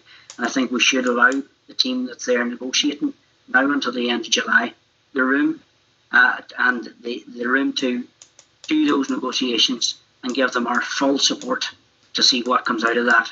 And then we can make our judgments after that. Thanks, Jack. I'm sorry, just further I want to acknowledge the work that Councillor Doherty has done for the committee as well. Thank you. Good morning. That's everybody's indicated to make a contribution. Frank, I'm going to take you in briefly because I know you did have a little bit of time to start, and then I'll hand it over to the executive just for a response. No, thank you, Mayor. The first point I want to make is I spoke to John McLaughlin yesterday about Cassidy's concrete being poured down in Rathmullen, and we in Lifford and Stranraer MD had a proposal that would stop, and that all funding and all money owed to Cassidy's would be withheld by the council. The next issue, I want to rebut what Councillor McDermott said earlier on, which I asked you at the very start and you've allowed me to come in. First of all, I accept what Councillor Albert Doherty has said, that he had no knowledge of the email in February. But as a public office holder, Councillor McDermott has a responsibility when information is given to him in the public interest. That public interest information should have been relayed to us as members, but more importantly, that information was also relayed to the council staff. And they should have automatically told all the members of Donegal Co Council. And I hope that the executive today are going to try and answer some of the questions that we have asked. In particular, when Councillor Brogan and Councillor Jerry McMonigle were mayor of this county, did they engage with the expert panel? And did Councillor McDermott engage with that expert panel? Now, I specifically read out from Appendix 1 of the expert panel report, who are not experts, by the way. I read out what I wanted. I want to know what members of Donegal County Council met that expert panel, and I want to know what Donegal County Council officials met them, and what TDs in this county also met them, who all agreed with the 90-10 scheme. And I want to know that, but I want to know the whole list from 1 to 21 on Appendix 1, list of persons, organisations who met with the panel. I asked that at the very start, and I want an answer today. And I want an answer from the former Mayor, Jerry McMonigal, if he had any dealings with the expert panel, and Councillor Kieran Brogan as Mayor, did he have any dealings with the expert panel? And if they did, please disclose those discussions and whatever was agreed with them as Mayor of the county at the time. And if John Campbell, previous to that, also had any engagement with the expert panel. So I want those questions answered. And I'll tell you this now through the chair. I want to finally say this.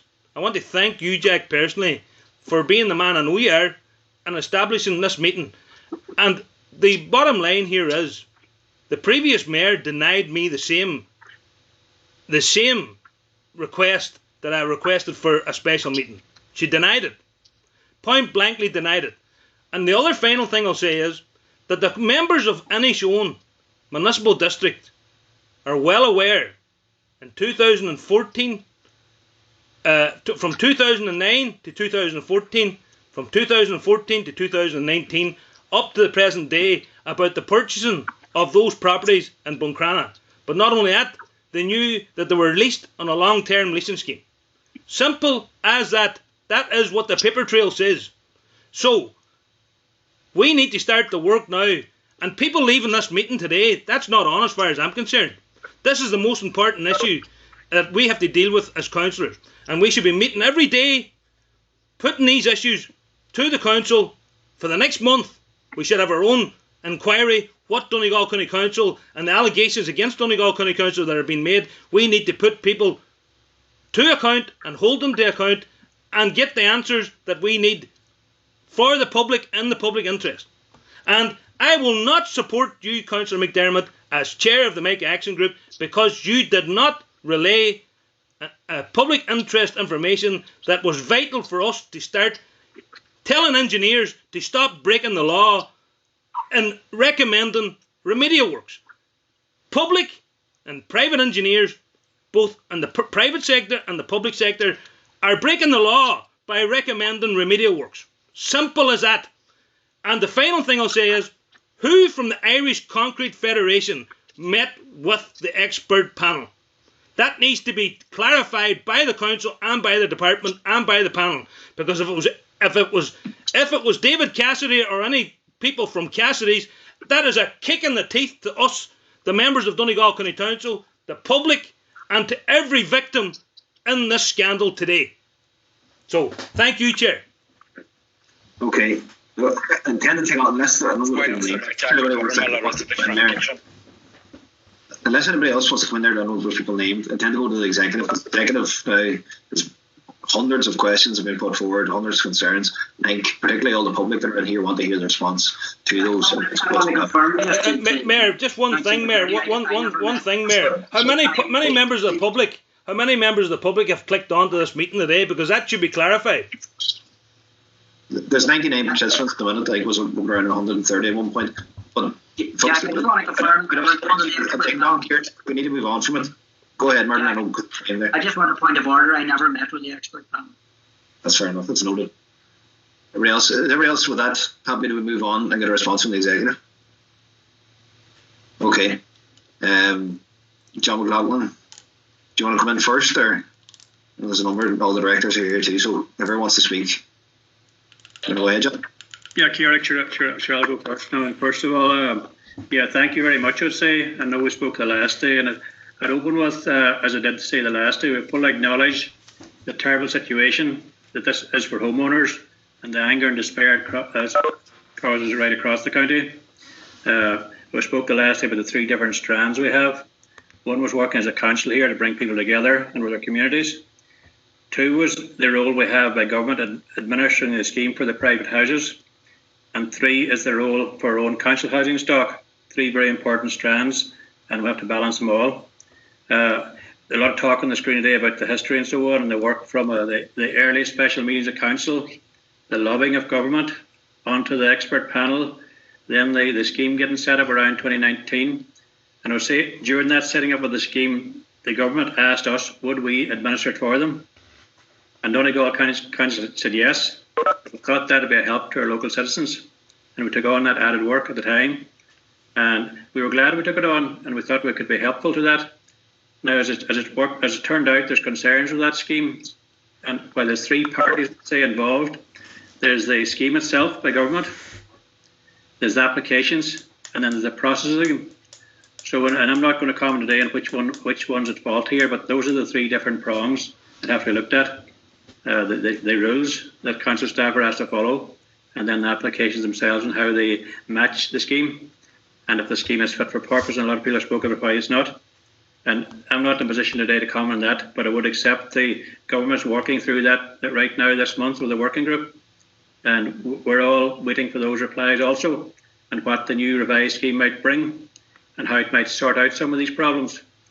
I think also I'd mentioned, and before I invite in some of the directors, it's important for us collectively to decide as a body, can we be part of the solution, and how do we be part of that solution, as opposed to focus on the problems. Lots of issues highlighted today, I would say, some of which we can answer now.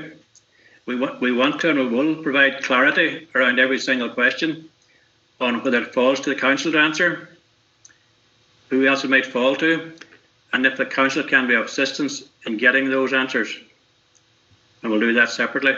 There's I have a lot of notes, I'm sure others have the full notes here on the different queries.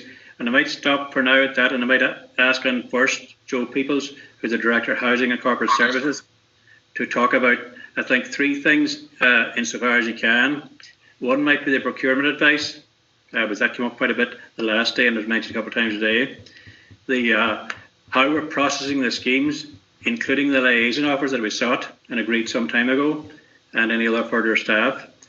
And then also on our plan for the council housing stock that we spoke about the last day, and how there was merit in keeping both sets of housing working roughly in parallel, so no one will be left behind.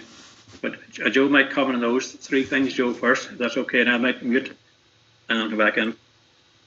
Yeah, thanks Cahirla, and thanks Chief Executive. Again, I just would begin by saying, as I did the last day, that it's an unforeseen situation that we're all dealing with here in the county, and it's important that we work together to achieve the best outcomes for our friends and our families and our communities. And that's why we're all here, and that's all our objectives. And the Chief Executive mentioned the willingness of the council about 2 years ago to administer the scheme, because that's what we're here to do as public servants. We're here to help our people in the county, and that's why we decided to do that and wanted to do it, and have worked to do it to the best of our ability. It is a very complex scheme, and we have seen the workings out of that complexity over the last 12 months since the scheme opened. And that has given rise to many of the issues that have been raised and are being raised in relation to the processing of applications and the decisions around the applications, having regard to the terms of the scheme that we have to administer. So we have to make significant judgments around the terms of the scheme, and we're duty bound to do that. And we have to be satisfied that if we're making a grant award, that we can stand over that, and that it's within the terms of the scheme, and it's fair to the applicant, and it's appropriate for the circumstances.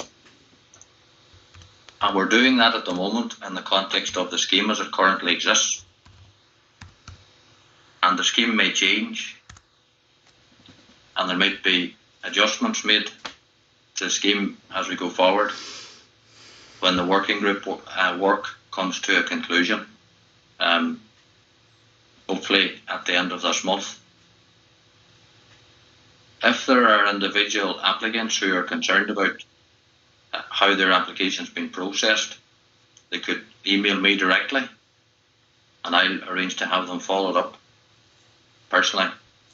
So any applicant who has a concern about their application or how their application was dealt with, please feel free to do that, and we'll arrange to have them followed up and clarification provided.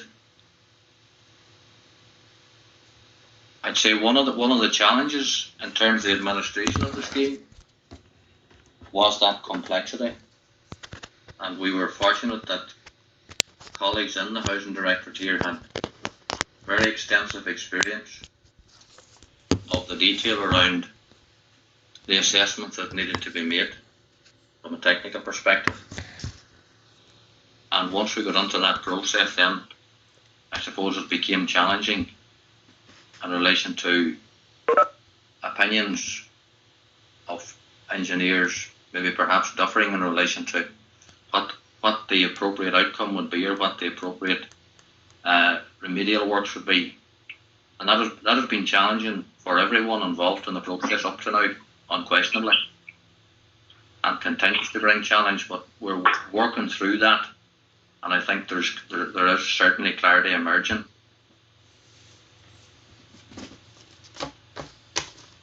In terms of what happens going forward, we obviously await the national deliberations and see what emerges from that. And if there are changes to the scheme, as I said, we'll certainly look at what the options are in relation to that and how the scheme actually might be improved in the broadest sense in terms of timely decision making for our citizens so that they can move on with the remedial work that's so badly needed and so urgently needed. In terms of the legal advices that the members are awaiting, the legal advice on procurement that the members asked for before is currently being prepared, and the intention is certainly to have that available for members at the meeting in July, which is on the 19th of July. So that information, that legal opinion, will be available to the members at the July meeting. In terms of the social housing, absolutely accept that there's a huge body of work to be done there, and it needs to be done apace. It's not something we can delay at this stage, but as the Chief Executive has said, it's important that these processes are done in parallel as well. So I'm very conscious of the concern of our tenants and the challenges faced by our staff. We're trying to give good advice and support our tenants through this unprecedented situation that we find ourselves in. I think, as I said at the meeting previous to this, we have now got the results back on a number of houses that have been tested in line with the national standard. We're preparing remedial works plans on an individual house basis. So that will tell us what work is required to our houses in general terms and in broad terms, and what the likely cost will be. And that work would expect to be completed probably within the next week. That will then form the basis of an overall indication of what the likely cost would be of remediation to our council housing stock, which we consider to be in and around 1,000 that we might consider to be affected at the moment. But as we all know with MICA, we couldn't be definitive about that, and it may be that number would rise or increase with the passage of time. So it would be wrong to say that, definitively we have 960 houses or 1,040 houses. That will be a moving target, members, and it's something we'll deal with as we go. But we're certainly very clear where we have houses affected, we're very clear in what estates those houses are, where they are, and the number of houses. So we're in and around the high 900s at the moment, but as I say, that's a moving target. In terms of delivering that body of work, there's no question that we will have to put a dedicated team of staff at that work, and we plan to do that. And that would include senior technical staff who would do the assessments, do the design on what's needed in terms of media works, do the procurement and oversee the works. And we do not have the resources currently employed to do that, so we have to put that team in place. And we also have to address the issue that members have raised as well. And I think there's an option here for combining the two, liaison with tenants and liaison with applicants for the private scheme. Liaison officers there. I think there's a need for liaison with tenants and a need for liaison with applicants to the scheme as well. And that's something that we have gone to the department on in terms of getting approvals for liaison officers, as Professor McDermott has said, and we expect that that would be met favourably by the department to give us to employ those staff and to cover the pay costs of them and whatever additional staff we may need as well. So maybe I'd leave it at that, Cllr, just in terms of where we're at with the programmes that we're running at the moment. Thank you. Thanks, Joe. Yeah, what we might do, and I see Conor Barry's hand up, and maybe Cllr, we might take the other directors first. Is that okay? I tend to let all the directors in first before any can supplementary questions. Yeah, the next person to speak would be, I suppose, Liam Ward, if Liam didn't mind, in terms of the part that falls under the Planning Directorate. Yeah, thanks, Chief Executive, and thanks, Cllr, and members. I suppose, first of all, I would like to concur with the comments of the Chief Executive in terms of, I suppose, the executive and sharing the concern for our people in the county that are going through this at the moment, and just to confirm what some members have said as well, that obviously we all know, and including within my own family circle, people who are going through this at the moment, and we do fully appreciate the real impact this is having on people's lives, and we're certainly not immune to that, and we're anxious to play our part in helping to seek redress for that. There were a number of issues which fall directly under the planning, the broad planning services. I'll quickly go through them first and then maybe respond in some detail, as much detail as I possibly can at this point. The first issue was raised by Councillor McBurty in his introduction in relation to legal action against quarries and referencing a specific quarry. The second issue was raised by a number of members, and I think it is an important point, and I know it's important that there's clarification around it, and that is the role of the council. The role of the council in the various periods through which we have now come with regard to the certification or the testing or the approval of concrete blocks or concrete or products generally that get into the marketplace. So I certainly want to return to that. The third issue that was raised, and again by a number of councillors, was in relation to planning permission being extended for a specific quarry. I may not be able to get into the detail on that, but I will certainly come back to that one. The fourth issue that was raised by a number of members was around the role of what role our planning section, our planning department can have in terms of maybe influence or helping to develop appropriate regulations around the planning permissions required for individuals who are now having to demolish their houses and rebuild their houses, and if they are within the existing footprint, what regulations could be, and certainly happy to return to that. And the council is obviously happy to play its part in that. There was a few very specific questions raised by Councillor Jerry Crawford in relation to, I suppose, can we be sure that houses being built today that they are not using, or that they're not defective blocks or defective concrete products going into them? And the other specific question he raised was, do we know when the use of such products was stopped? I'm not going to be in a position to be definitive on that very last one, but I'll certainly come back to the one before that.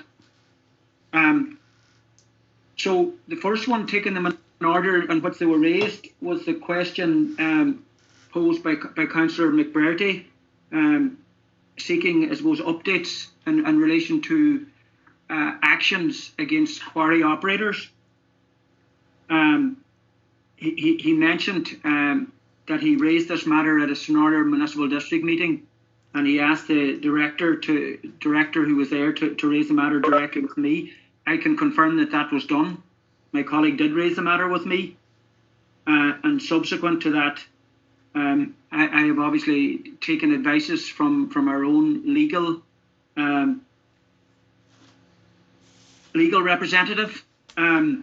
As members, I suppose generally, but certainly members in the Snorter Lifford Municipal District are aware, the specific one that was referenced by Councillor McBurty is ongoing for a considerable period of time. I understand the members' frustration with regard to, I suppose, seeking the right outcome there, or getting the right outcome. But I would say to him that we are in the hands of the court here, and that we are due in the court again next week on this one. I'm not going to get into the detail of it, because clearly that would not be appropriate, but just to say that this is an ongoing enforcement matter, and it is before the courts, and will be before the courts next week again. And as I say, other than to confirm that, I'm not in a position to go into any further detail today. The next item I wanted to move on to then, which I agree is fundamental here, and has been raised, and by a number of members have said, is the role of the local authority in terms of the concrete products, concrete blocks, and other products that are in the marketplace. What I would like to do here, I suppose, is to make reference to the regulations that were in place at various times during the last while. I think the first one is the regulations that were in place prior to 2013, when I suppose the community product regulations of 2013 came into play. So the ones that were in play before that, and I think there would be a general view that quite a number, and I'm not being specific here, but I think it's fair comment to say that a number of the houses and buildings that are now affected by MICA would have been constructed prior to 2013. So it was important to look at what regulations were in place in that time, and what role the council may or may not have had. So I suppose the principal regulations, and forgive me members, I'm going to read directly from some notes here that I have. So, but the principal regulations that were in place in that time were cited as the European Communities Construction Products Regulations 1992, and they came in to operation on the 1st of January 1993 as under a specific statutory instrument. They were amended in 1994. The amendment were quite minor. In the period in 93, the mark to, I suppose, prove that products were to a standard was known as an EC mark. From 1994 onwards, it was known as the CE mark. And these regulations were in place until they were revoked by the 2013 regulations coming into play. So what did those regulations say? Those regulations say, I suppose, first of all, what was the purpose of them? These were, I suppose, European Union directives, and that their primary objective was to facilitate the free movement of construction products across the member states. That was their primary objective. But what did they say was that a product which bears the EC mark, as it was known at the time, and then changed to the CE mark, shall be presumed until the contrary is proved to comply with the requirements for placing the product on the market and with the provision of any other community directive applicable to that product. So there was a process of attestation of conformity with technical specifications. Those were set out in the regulations, and I suppose and they placed certain responsibilities on different players within the process. I suppose there was a responsibility first and foremost on the manufacturer to ensure that their factory production control was in place, and that they took testing of samples taken at the factory by the manufacturer in accordance with the required tests. And then there was an approved bodies task, and that was included the type testing of the product, the inspection of the factory and the factory production control, the continuous surveillance and assessment and approval of factory production control, and possibly, as it was referred to at the time, was the audit testing of samples taken at factory, on the market or the construction site. The approved body referred there, and I suppose it's important to be clear that the council wasn't the approved body, because this was effectively certifying the products, and that role is carried out by the National Standards of Ireland, the NSAI. But those regulations did outline a role for the local authority, and under Article 8, it says that the minister or a building control authority may appoint officers to be authorised officers for the purposes of the regulations.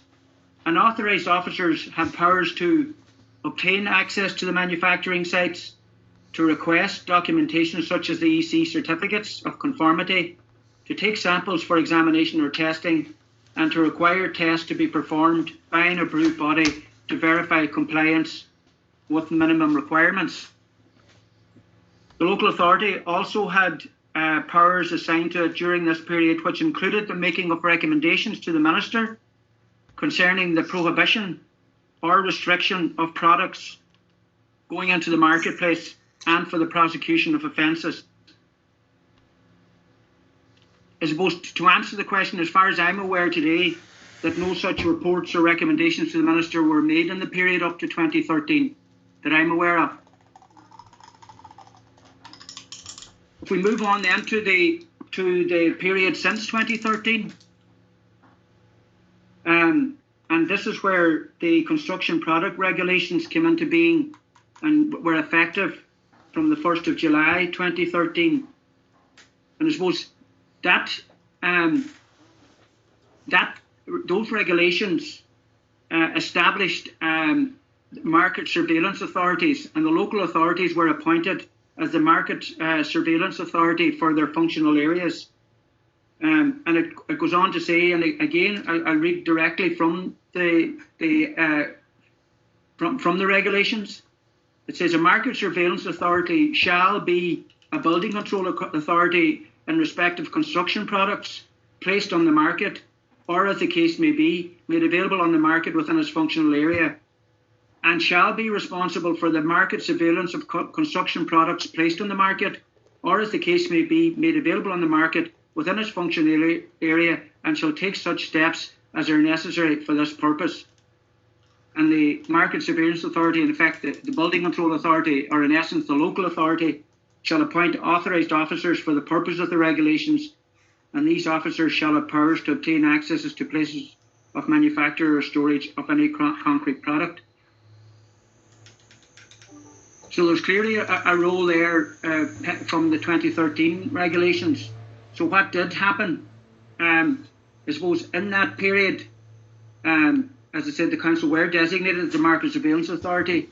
So following the introduction of that, Donegal County Council, as this market surveillance authority, wrote to all manufacturers and suppliers in the county seeking evidence of their CE marks and declarations of performance for construction products that they were placing in the market. And this included all concrete products and suppliers. Sorry, I beg your pardon, and suppliers. So the next, I suppose, period then would be the establishment of the National Building Control Office. And while that was, I suppose, commenced in 2014, and the role of the National Building Control Office was to provide oversight, support and direction for the development and standardisation and implementation of building control as an effective shared service in the 31 local authorities. That came into being in 2014, and it has been managed on behalf of the local authority sector by Dublin City Council. But it was a specific development which occurred in 2020, which is material here, and it's linked actually to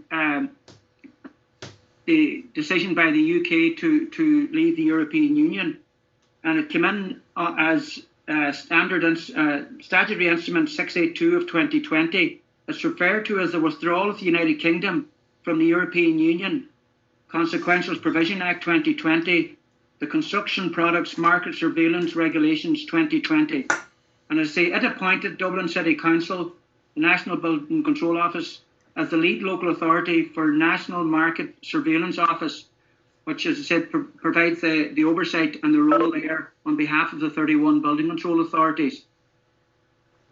What I can say in relation to that is that the Donegal County Council Building Control Office is in regular contact with the NBCO, and that within the last number of weeks, the National Building Control Office has visited the county and has carried out visits to a number of quarries in the county, primarily in the Letterkenny and Inishowen areas. I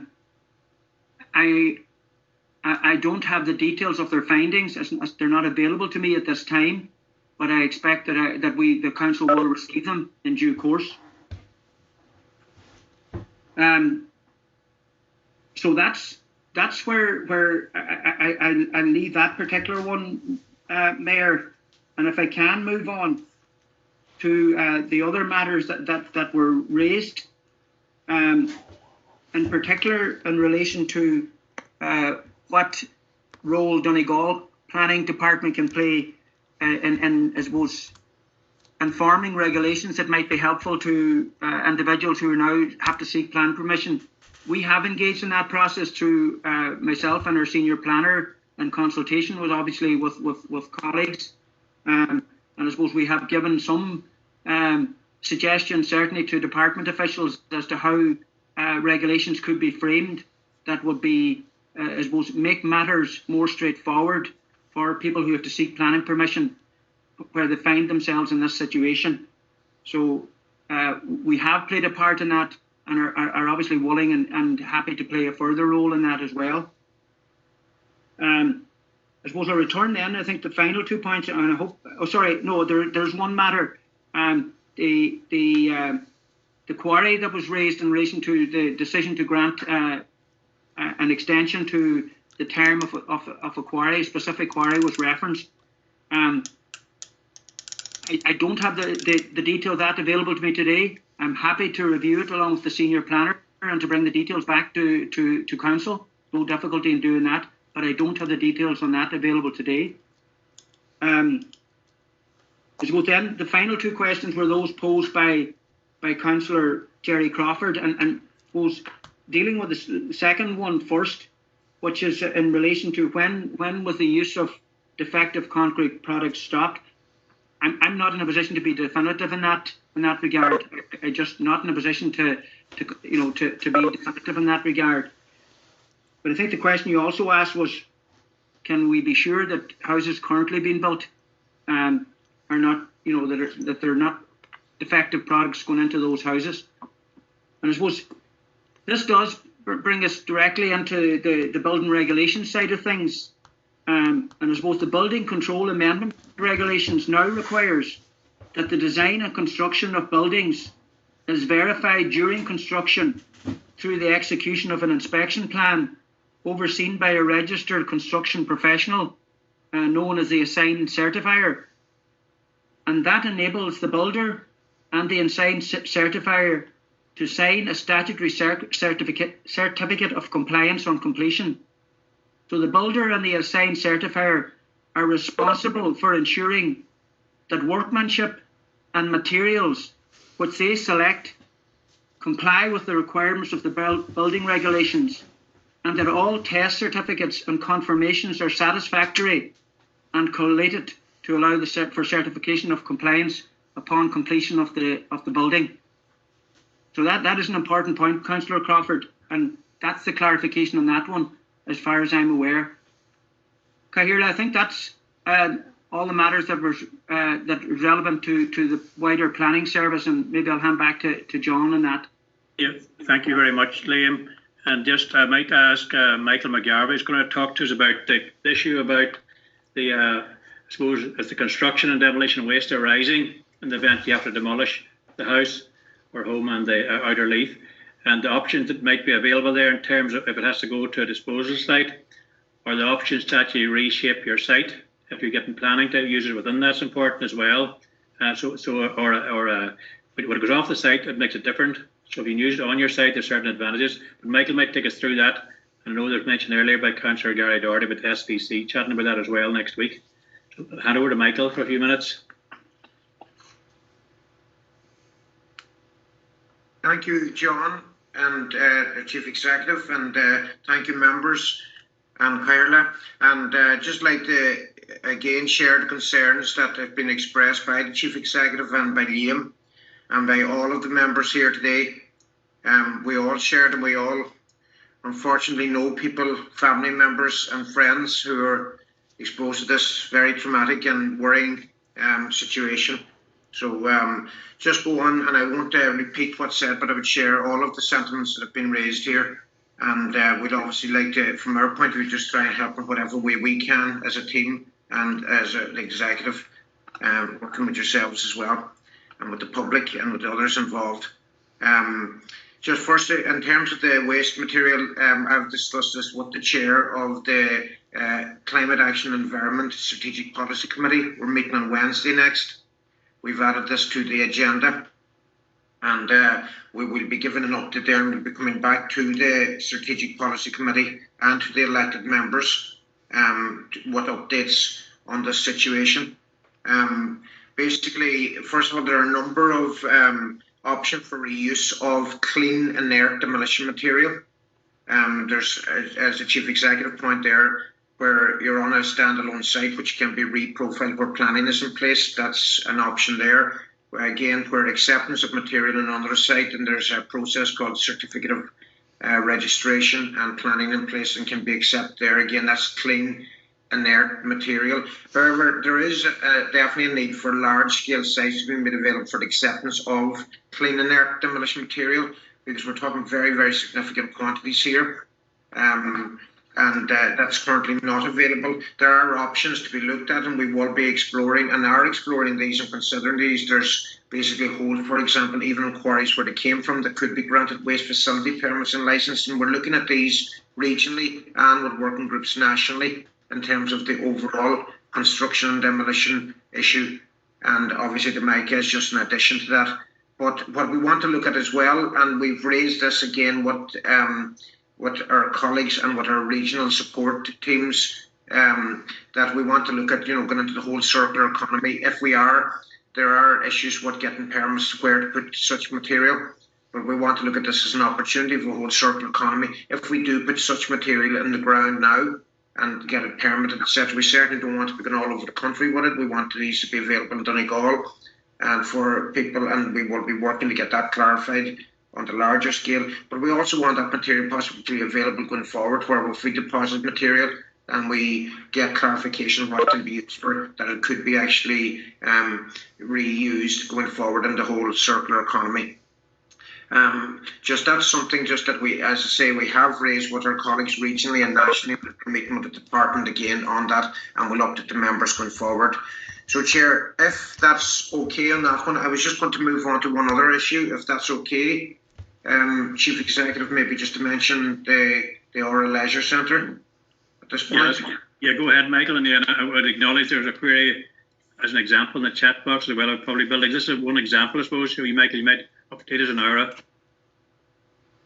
Yeah, I'll give the update on the Aura. Just on the Aura, just to give an update on that, and I know this issue has been raised, was cracking noticed there in early 2020, and it was assessed, passively assessed by the management of the Aura and by our structural engineer over a period. Now, deteriorated to the point that further examination was deemed to be necessary, and that was carried out. And that's in the flume tower, which is where you might know where the water slides come down. It's a 2-story section there. And it was apparent that the blockwork, when the assessment was carried, it was apparent that the blockwork in and around the cracking was of poor structural quality and was deemed not to be fit for purpose and presented potential risk. And so following the structure and cost benefit analysis, a decision was made to remove all the blockwork on the outer leaf. And maybe I just point out here, first of all, that the structure is formed from a cavity wall. The inner wall is a reinforced concrete structural shaft and with a rigid cavity insulation and an outer 100mm block wall. And that's the wall we're talking here. So it wasn't a structure supporting the tower in any way. There was no risk there. It was just the risk of the blockwork becoming loose. And so we erected scaffolding and examined it and made the decision to actually take it out and reconstruct that with new blockwork as a matter of urgency. And that is now being moved on and is substantially complete there. A further visual inspection of the exterior of the centre did not reveal any amendment in issues of concern or particularly significant cracking. And again, however, we have engaged an approved consultancy engineering firm to conduct a full report on the blockwork and to advise the council on appropriate actions going forward. And I would just say there, for the remainder of the building, and it's just worth pointing that out, that there's fair-faced blocks is used internally in the main gym, for example, and the changing rooms, and these are for a different source. And we believe, but we will again get this verified, there is no evidence of cracking, and we don't believe that from the same source isn't exposed to the same risk there. But again, we will get all this tied down. Large parts again of the external facade is either glazed, that's in, like the glass finish that you see there, or it's concealed with paneling and external insulation and not exposed to the prevailing weather conditions, the same weather conditions. There are some then external single-story storage areas and another area near the flume tower, and there is some visible cracking there, and that will need, there is a potential for further deterioration. When it's not nearly to the extent it was, we will be carrying out further tests on that. So that's where we stand at the moment, that there is, and we will be back, there's questions raised there about, is it safe to use the centre? We believe it is safe to use the centre. We have actually assessed that. We are actually have engaged external consulting engineers to do a full report. I think they're going to be in there the early part of next week, but we will be coming back. But that's our position at the minute. Otherwise, we wouldn't have it open to the public and wouldn't have been using it if we didn't deem it to be fit. But we will be verifying that when questions are raised by ourselves and by others. It's only right that we actually take whatever steps that are taken to determine what steps need to be taken or different steps. So we'll update the members as more information becomes available. Thank you, Cllr, and Chief Executive. I'm not sure if there's anything else you wanted me to cover. Well, that's it for now, Michael. Yeah, and Cllr, I don't know, some of the counters went in, but I might suggest, and there's a number of questions we can't answer today, and we will try and get answers to those in the coming period. And then others, we're not in a position to answer, but we'll see if some others can answer them, or we'll tell that. I suggest to you, Cllr, we'd prepare a chart of those, issue them to members, but I suggest also we might just publish them on our website, perhaps the following day with your permission, and we might do them in blocks because there's so many questions there. And we'd also pick up, there's some questions gone through in the chat box there from members who are on for the public. We'd pick those up as well, because the replies might be useful for everyone else to see as well. Okay, Cllr. Thanks for the response, John. I particularly welcome that idea of putting the answers up on the website. I think that'd be great. Again, I think our purpose of today, as well as seeking clarity on so many issues, was to demonstrate the openness and transparency that we tend to exhibit from the council. So I think that's very, very much welcome. And there has been hundreds of questions.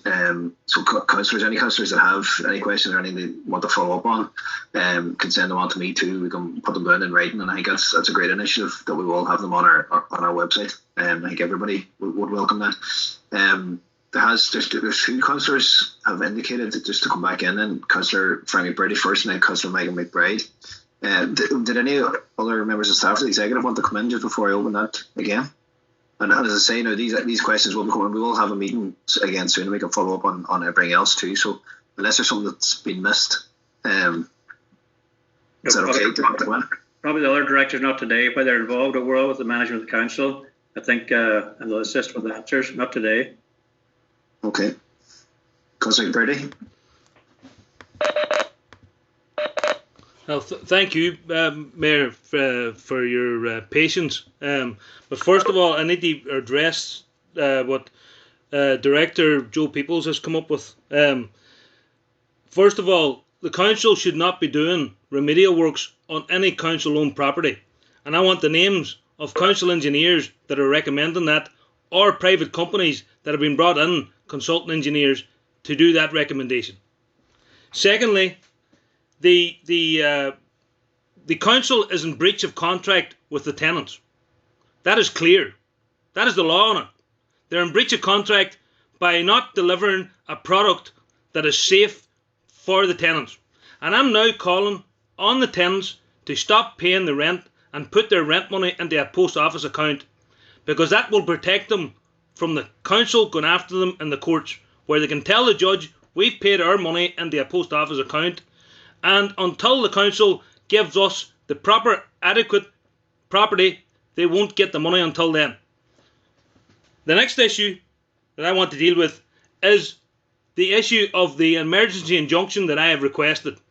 Now, Liam Ward is, in my opinion, using the council solicitor, and I blame the council solicitor. I don't blame Liam Ward for this. They never should have went to the district court for an injunction against Island Moor. Now, you have not stopped the activity in that development, that unauthorised development in an area of conservation.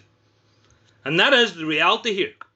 If you had got that injunction in the High Court, we wouldn't be talking about it now, because the place would be closed up, because the High Court doesn't mess about.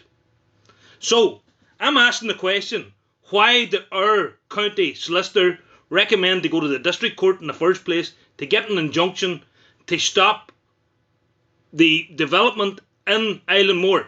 Now, David Cassidy rang me personally, and I put this on the record, so I did before, about me complaining on behalf of the residents in that area. He is continuing, up until today as far as I know, taking aggregate out of that development. Not directly out of the river, but the stocks that are down there, which have not been tested for using for aggregate. So I'm asking now the Chief Executive to deal with this issue personally now, over your head, Liam, because the county solicitor obviously doesn't want to deal with it for whatever reason.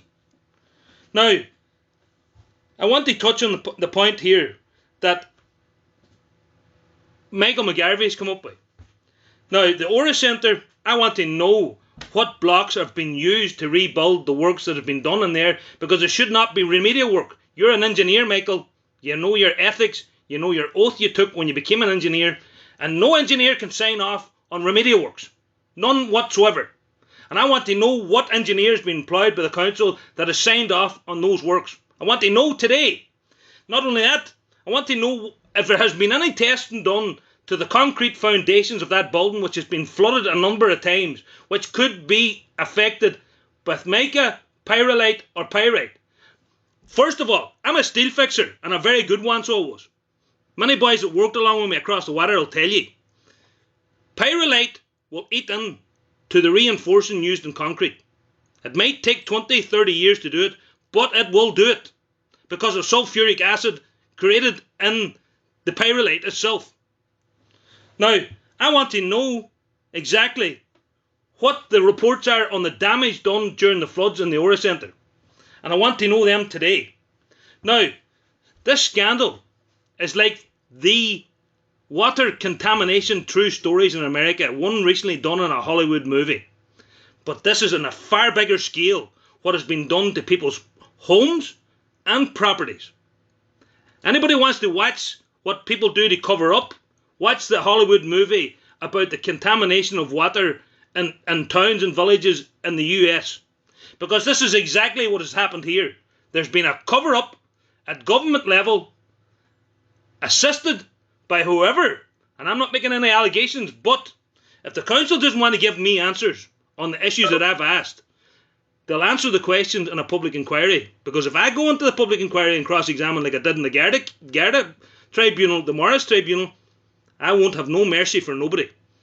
And I'm telling you this now. You'll have to answer questions in the High Court, because we only have to run one case to expose everything. Because there's going to be thousands of cases coming down the road, just like the army deafness cases where 6,000 soldiers were compensated. So if people think that I'm messing about, they better waken up, because what has been said today, you've been far better. If I was your solicitor, I would have told you not to answer any questions, because the answers we've got today is pure and utter waffle. That's what it is, waffle. And I don't care if you're offended or not, it's waffle, pure waffle. If you were in a court of law, or if you were in a tribunal of inquiry, you would answer the questions. But you are not answering the questions. And through the chair, I'm putting this to you, Chair. We need answers. And we need to meet tomorrow again to get answers. Then we should be meeting tomorrow. And members of this council should not be leaving this meeting, because this is the biggest public interest case that this country has ever seen. Donegal has suffered with corruption for many years. In particular, the Donegal Garda corruption case that my family exposed. But this is a far higher level of corruption. Far higher level. And everyone's entitled to the presumption of innocence and natural justice. But at some stage, everybody here in front of us will have to answer the questions. And the public will judge today the response of members. Some of them, they will respond on Facebook and other social media outlets about, in my opinion, some of them rallying the wagons and circling the wagons for their government parties. And not only that, I'm fed up listening to this. I'd like to thank this person and I'd like to thank that person. Anybody who's working for Donegal County Council are getting well paid to do so. Far more than I'm getting paid for sitting here. And I'm going to tell you this now. The bottom line here is this thinking, the members thinking this person and that person, I can't stand it anymore. I can't take it. I can't actually take this anymore. You are getting well paid for doing your jobs.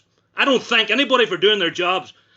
I thank you for your courtesy, but I don't thank you for doing your jobs. And the issue here is the chairman of the MICA committee withheld information that was vital for me and every other member, highlighting the failure of the council and engineers recommending remedial works. Now, a PhD means you're a doctor. Dr. Ambrose McCluskey is a doctor. The engineers that give recommendations to the expert panel are not PhDs. They don't have PhDs and they're not experts. There's been no peer review studies done on this issue of mica, pyrite or pyrolite or any mineral that affects concrete products. And that's where the reality of this is. So no one can recommend remedial works. And all I've heard from the executive, from the director of housing, all I've heard is remedial works. Well, I'm telling you something now. Be prepared for legal action against you if you try to attempt to continue this carry on of remedial works. Because remedial works cannot be done with a house or a property that is owned by anybody that has mica, pyrite or pyrolite. Especially a house with pyrolite when it melts and rusts the wall ties in that property. And I had, with the thanks of John McLaughlin, I have had the work stopped in St Johnstone where tenants under HAP are under serious threat of the inside of their houses falling down around them while work is going on outside, because there's been no protection of them for them, those HAP tenants in St Johnstone. There's been no protection for them whatsoever. The weight bearing part of the house that they're inside in has not been stayed by acros or any protection outside. The scaffolding alone's a joke. And what do you call it? John McLaughlin assured me that the Health and Safety Authority would be sent down there to look at the whole place, because it's the responsibility of the council down in St Johnstone, because they own the road, they own the footpaths, and they own half the properties in the estate itself. But the answers we've got here today are pathetic. Pathetic. They're absolutely pathetic. And I don't apologise for saying that. Pathetic. And I'll tell you something now, you're better all waking up, because I'm only starting. I'm only starting to ask the hard questions. And I better get answers. Or I'll get the answers in the High Court, or I'll get the answers in the Tribunal of Inquiry. One or the other. Take your pick, and you can bum your chairman of the MICA committee if all you want. What he should do is resign from the Fianna Fáil party now and show people that he is serious. And then I'll take him serious then when he does do that.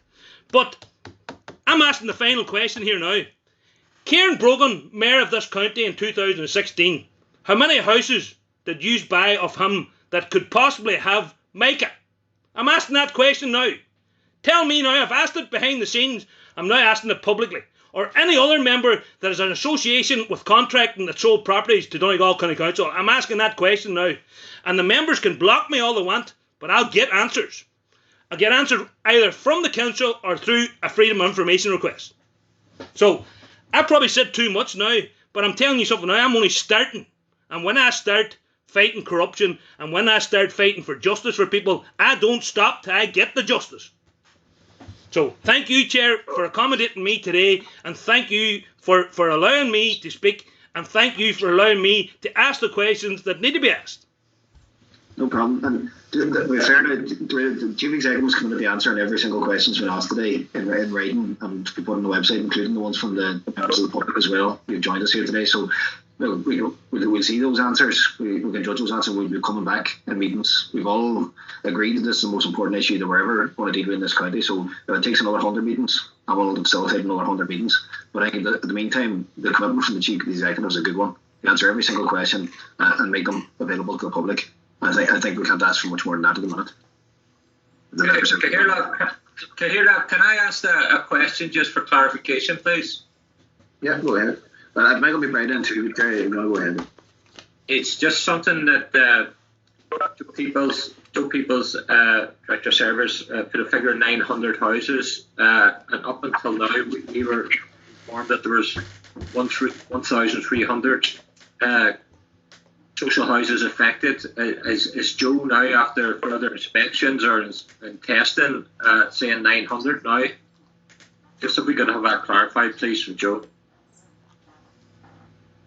Yes, Cahira, what I'm saying at the moment is, definitively, I think we can say it's in the high 900s, 980 or 990. But I think the key point I was making was we could only establish definitively once we did testing, and perhaps as well, Councillor, with the passage of time, houses may deteriorate in areas where potentially we never expected that they would. So I think there was, in the period that in question here, between acquisitions and construction, I think the council had 1,900 new houses into stock. So I suppose that's the scale of what we're dealing with in this particular period. But the uncertainty around whether an issue would emerge in relation to a particular estate or a particular house that might not be on our radar at the moment, then I suppose that might be something that might emerge into the future. So we cannot be definitive about that, but we're quite certain of that first number I gave you, that it's in and around that 980, 990 at the moment. We're quite clear on that. Okay. We've had good time with this now, so let's some different. I've Councillor McBride and Councillor Martin Farn. You looking at two, Tom, we? Yeah, and then Tom. So Michael McBride, Martin Farn, and Tom Conlon. Okay, thank you, Chairman. I'm just coming in to clarify something. For some reason or other, I'm not able to log into the chat box, but I would just like to reply to a chat that was posted by Roisin Gallagher. And the post read, how can Councillor Michael McBride suggest replacing the outside leaf in complete contradiction to Dr. Ambrose McCluskey, who's adamant that this is wrong. And just I haven't at any time recommended the replacement of the outer leaf as a solution, as everyone that I have discussed Michael with will testify to. And the inner leaf is the leaf in the house that carries the weight of the roof. And as far as I can ascertain from talking to people about the tests that are being done in houses that have mica, that the inner block is probably roughly coming in around about 5 Newton. And I've always said that both that what I would be recommending is that houses would be demolished. And when I mentioned about the outer leaf earlier on, I was merely giving an example that was given to me by a building contractor who has replaced outer leaves, that it was taking 4 people 3 months to replace the outer leaf in a house. I do not subscribe to the replacement of the outer leaf myself. And I think I developed that point to say that it was going to take 500 people 10 years, and that was only for if they were replacing the outside leaf. That was an example that I give. So I want to make it clear, Roisin, and I do apologise to you and to everybody else that's online if I didn't make myself absolutely clear. I've always said that I do not subscribe to the replacement of the outside leaf only, because in my opinion, you're only putting a plaster over a problem when you replace the outside leaf. So, Roisin, look, Roisin, Michael, she's just clarifying there. It wasn't Roisin. I know Roisin well, and she's just clarifying. It wasn't her that said it. I think it was another participant. But look, I apologise. But anyway, that look, I just want to apologise if people, if I didn't make myself clear. That's all I'm trying to say here. And I for definite don't subscribe to just the replacement of the outside leaf, and never have. So look, thank you, Chairman, for giving me the time to clarify that. I think it's important, and I couldn't reply to it, that I can't get on the chat box. So thank you. Well, that's understood. Councillor Martin Farron, Councillor Tom Conlon. Just thank you, Jack. I won't keep you too long. Just Michael, welcome to the fact that you're having the meeting on Wednesday, I think next week, the STC, in terms of what I brought up at the beginning of the meeting about identifying sites for the rubble and so on and so forth, and you can look at that. But what I want to ask you to look at as you're doing that Inishowen is a big peninsula, so it's very important that that when you identify these sites, that they're basically made accessible for people whenever they have to demolish their houses. I would be saying sites, for example, in North Inishowen and South Inishowen. You wouldn't want someone, say for example in my own area of Maville, having to travel away to, miles and miles away to dispose of the rubble. So I think when you're having your meeting, possibly next week, that you would be looking at that, the geography of it, and to make it accessible for people whenever they have to demolish their house. To have to take your house down is a big thing in itself, and I can really imagine, it's just not just a house you're knocking down a family home. So I just wanted to bring that point up.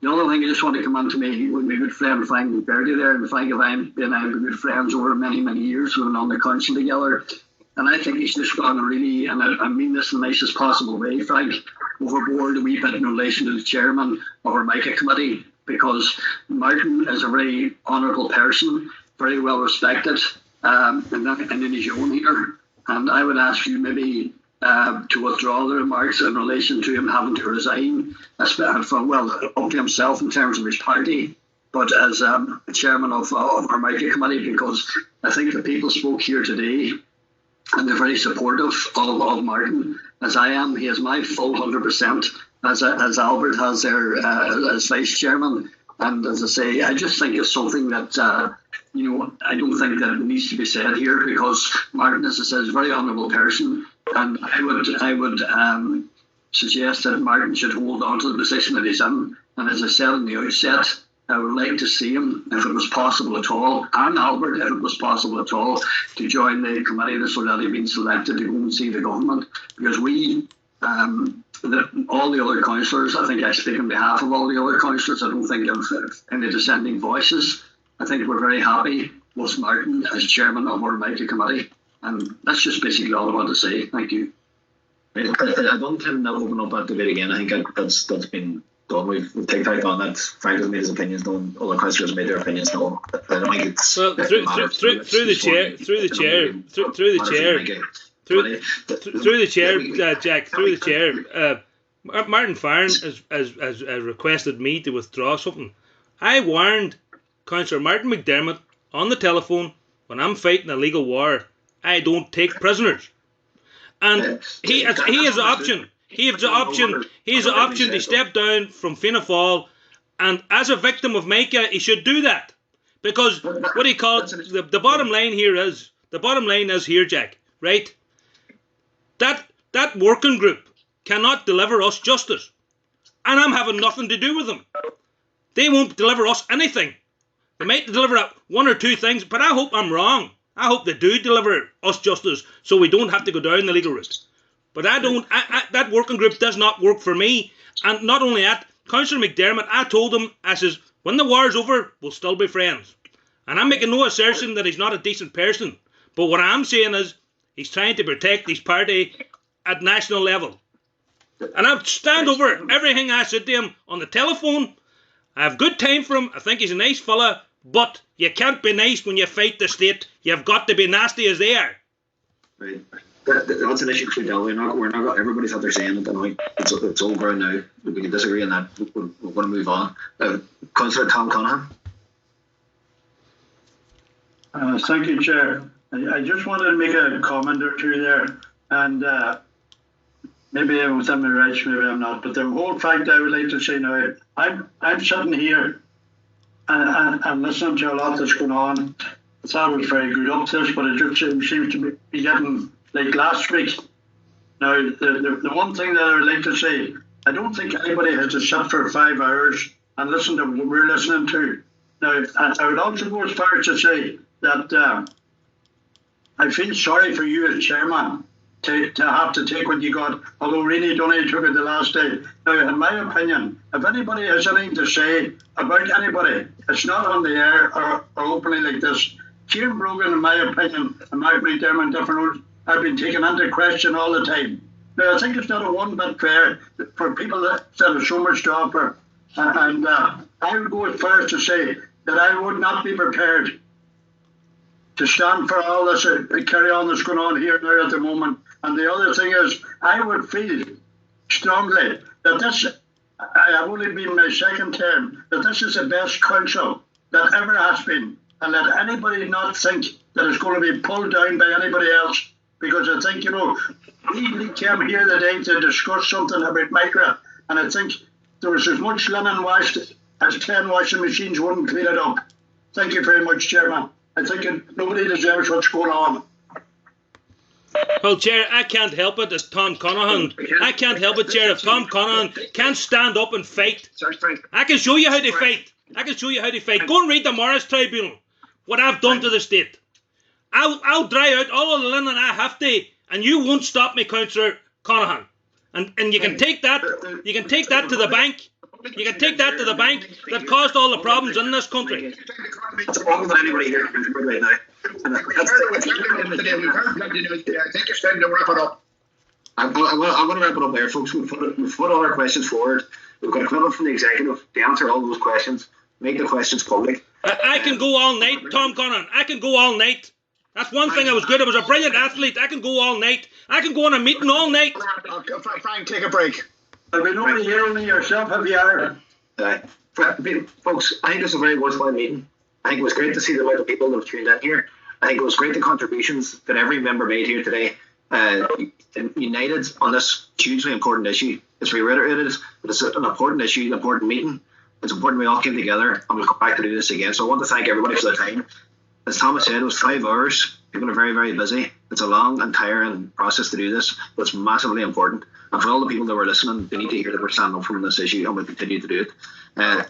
Monday, the executive and the chairs, the SPCs, and myself, as the corporate policy group, are going to meet with the Oireachtas members of the county. This, of course, will be an issue we'll discuss in detail with them, and they'll again be united on us with us on this issue. It's not going to go away, folks. We're going to keep working on it. So I just want to thank everybody for the positive contributions that were made today. And I think at that, I can bring it to a close. Thank you, Chair. Amazing, folks. Yes, Chair. Okay, thank you. Thank you, Cahirla. Thank you. Thank you, Chair.